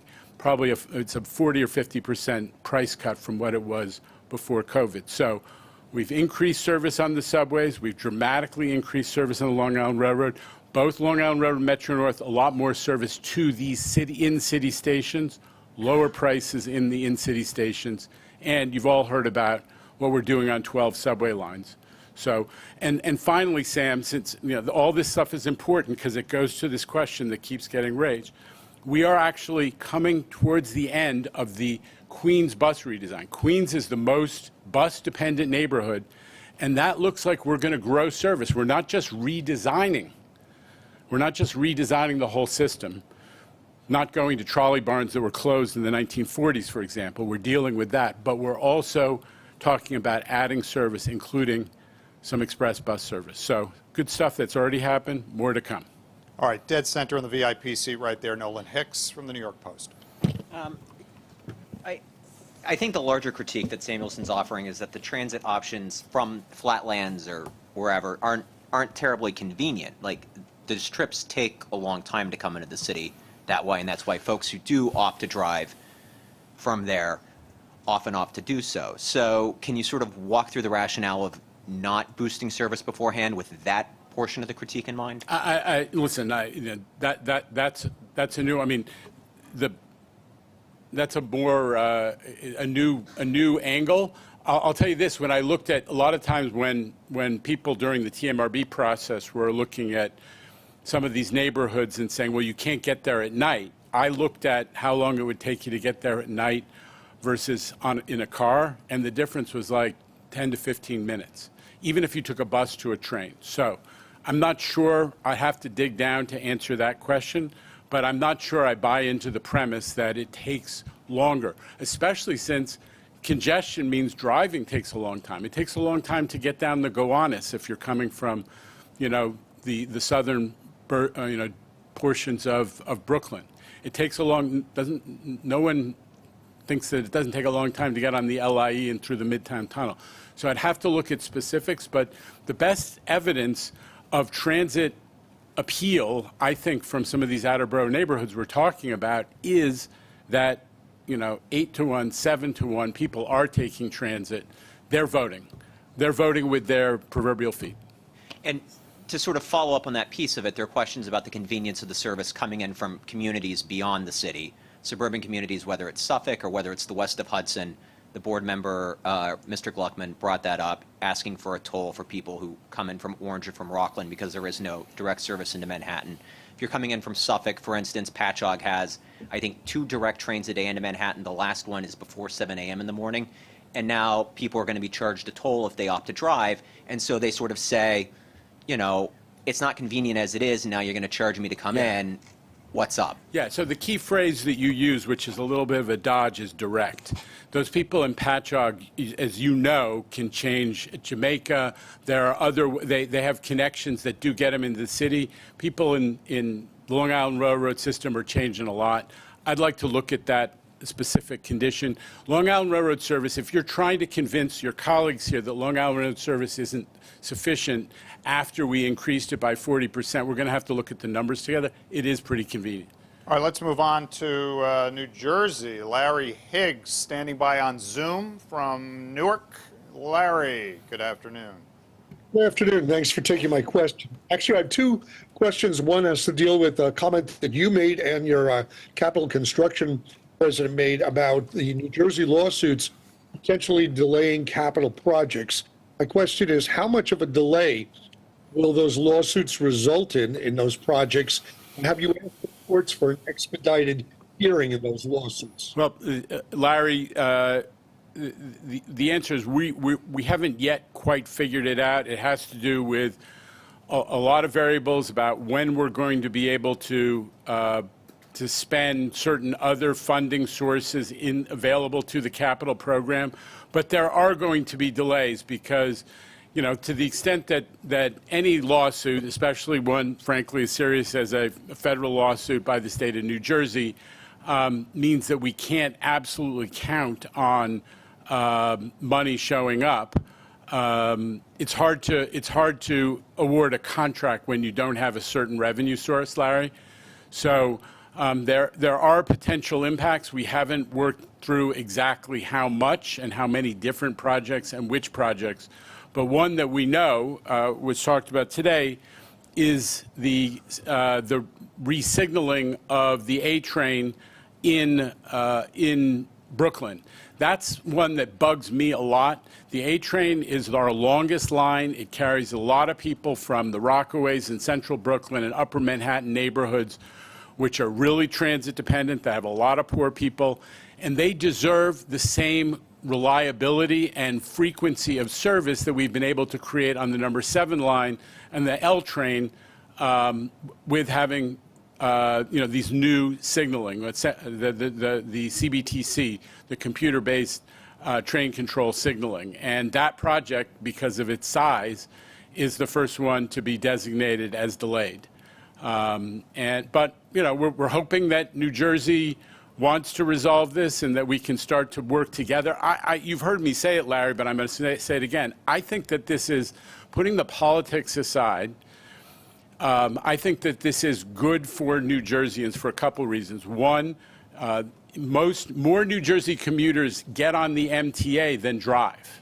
2, for the people who do have to drive or who choose to drive, notwithstanding congestion pricing, we hope that they're going to have a faster trip and spend less time in traffic. And the third, which we're starting to see, is that the debate about congestion pricing has, I think, inspired more focus and attention to the need for transit investment on the Jersey side. The Newark Star-Ledger wrote very powerfully about this over the weekend, calling on Governor Murphy to, lay off complaining about congestion pricing and to focus more on how do we get in New Jersey the type of capital investment the MTA is making in its system for New Jersey transit. So I think there are benefits as a result of all this, political as well as substantive.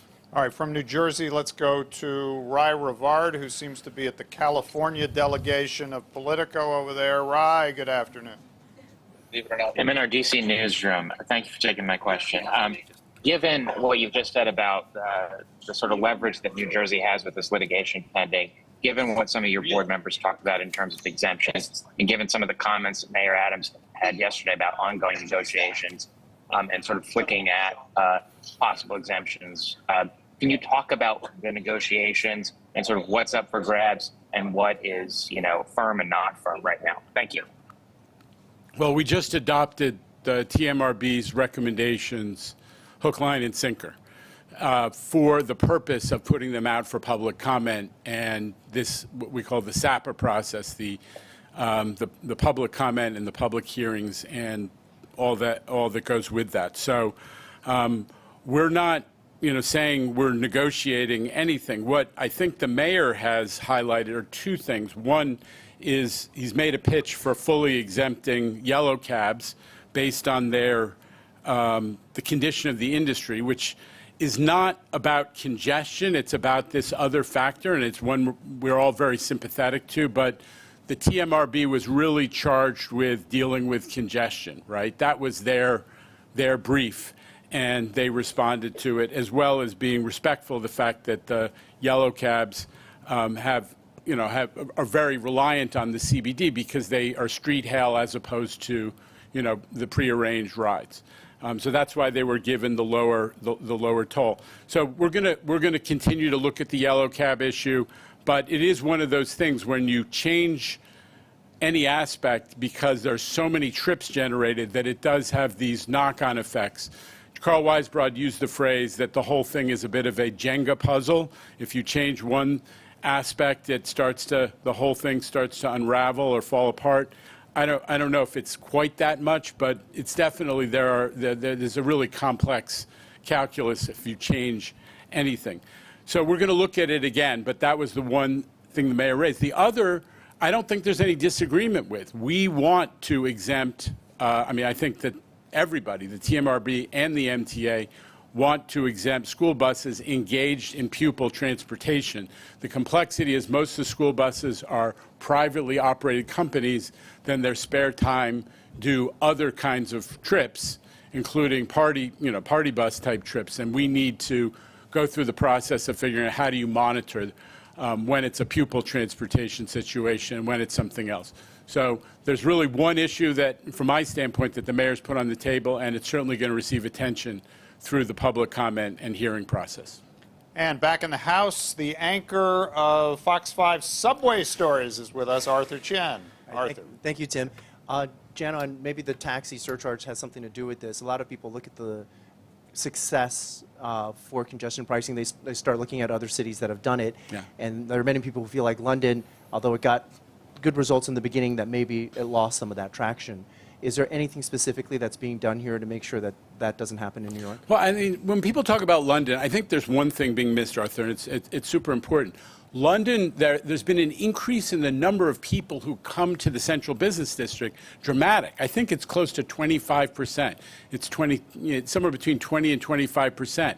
They have managed to keep down the number of those trips, the number of those visitors who are coming by automobile. That's success. Now, they are continuing to adjust it, as we may also, to try to maintain that success. But when you talk about London, I think it just needs to be borne in mind. They've had huge success because they've been able to grow the business district as a destination without having a lot more cars. But when you compare us to London, there's an important difference, got to keep in mind, which is London charges vehicles for traveling inside the CBD. We're not talking about that. We're talking about a simple toll. So, one of the reasons I think that they exempted taxis is their whole business model is to be running around the CBD, and that made no sense because of the nature of their business. Otherwise, London charges everybody for driving around in the CBD with their incredibly extensive network of cameras and sensors. All right, let's move on to Dave Colon right there in the center from Streets Blog. Dave. Hi, Jano. I was curious in terms of things that people have said that the city and the MTA need to do to get New York ready for congestion pricing. Obviously, they've talked about things like greatly expanding bus lanes and bike lanes and better ways to get around. Do you have a wish list for specific bus lanes, specific bus routes, areas in the outer boroughs that feed into Manhattan, or to train routes that get right into Manhattan that you think need to get a little bit of TLC and get upgraded service options. Listen, I think it's a super great point. Listen, we have there's an ambitious agenda for bus lanes. There's no secret that we have not made as much progress on it as we all wanted. I'm especially mindful of the people who, for example, in the Bronx. When you're traveling, the subways in the Bronx go north-south. The bus travel east-west is super important for people to get to those subways. That's why Fordham is important. If we're looking at one as a for example, the Fordham Road busway, the Flatbush Avenue bus, which is something that we in the city promised to do when the mayor hosted me and there was a commitment made to do 150 miles of bus lanes. Flatbush Avenue, kind of in many cases a little ways away from subways, east and west. Another area where north-south travel, which is, again, connecting people to subways but also connecting people to business district, really matters. It's one of the areas where buses are slowest. So do I have a specific agenda for congestion pricing related improvements to the streetscape?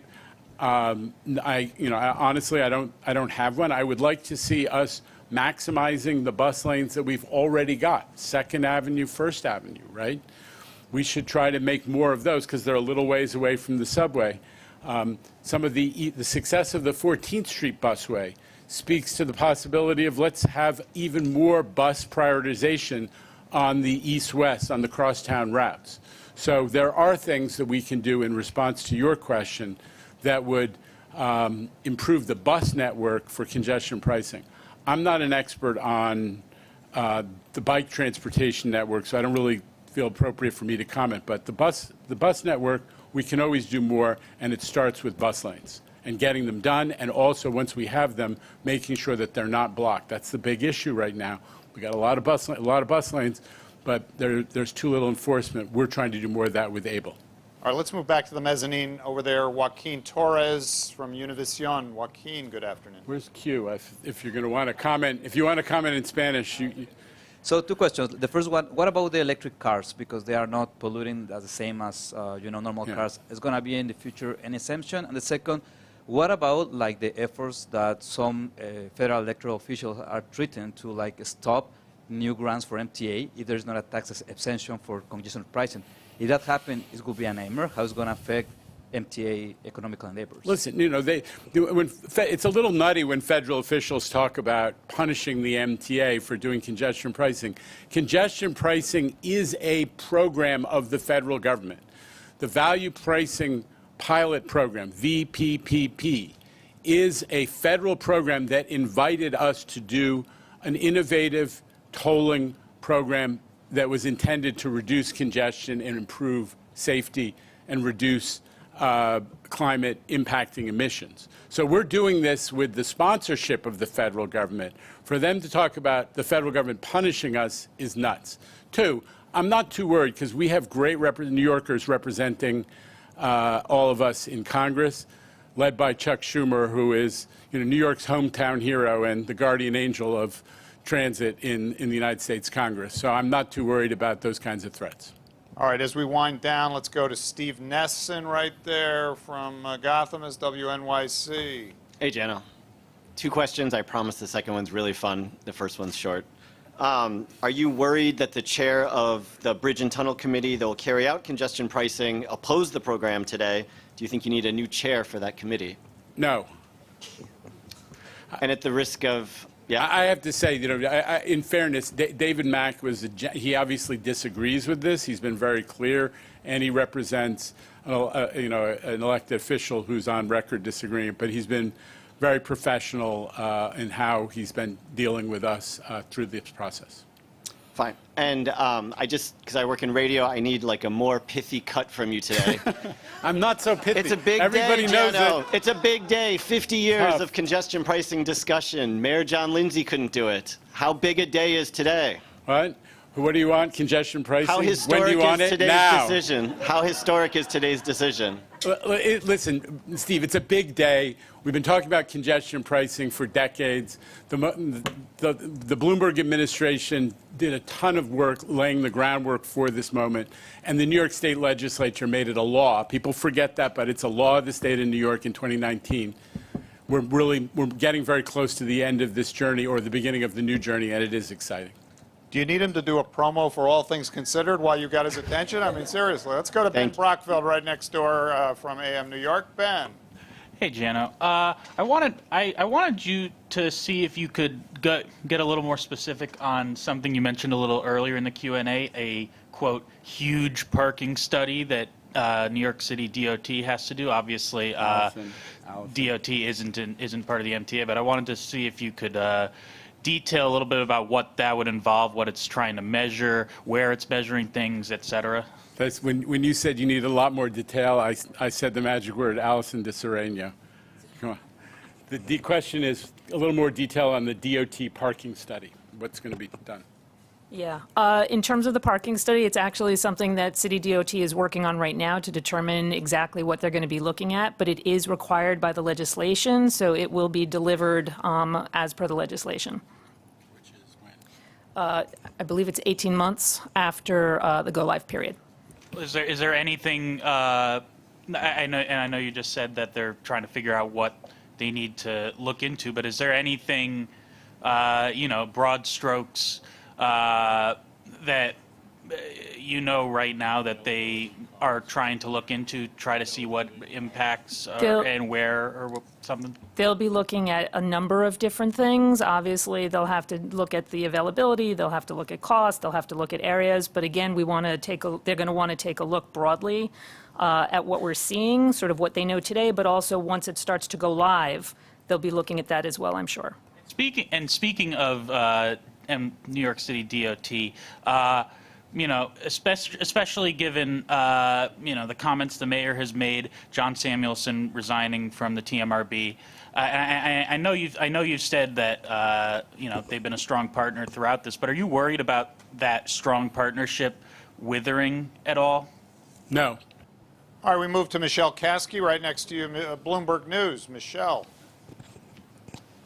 Hi. So, Jano, as of now, what is your biggest concern with congestion pricing? Is it the New Jersey lawsuit? Is it the potential tweaks that need to be made to the tolling structure now, and that could, just following up with what Anna mentioned, that could mean more analysis in the environmental study? I mean, what is really keeping you up at night now in terms of congestion pricing? Michelle, respectfully, on a day when we've hit a major milestone on one of the biggest challenges the MTA faced since I got here 2 years ago, I'm not, I just don't think it's accurate for me to be talking about my concerns.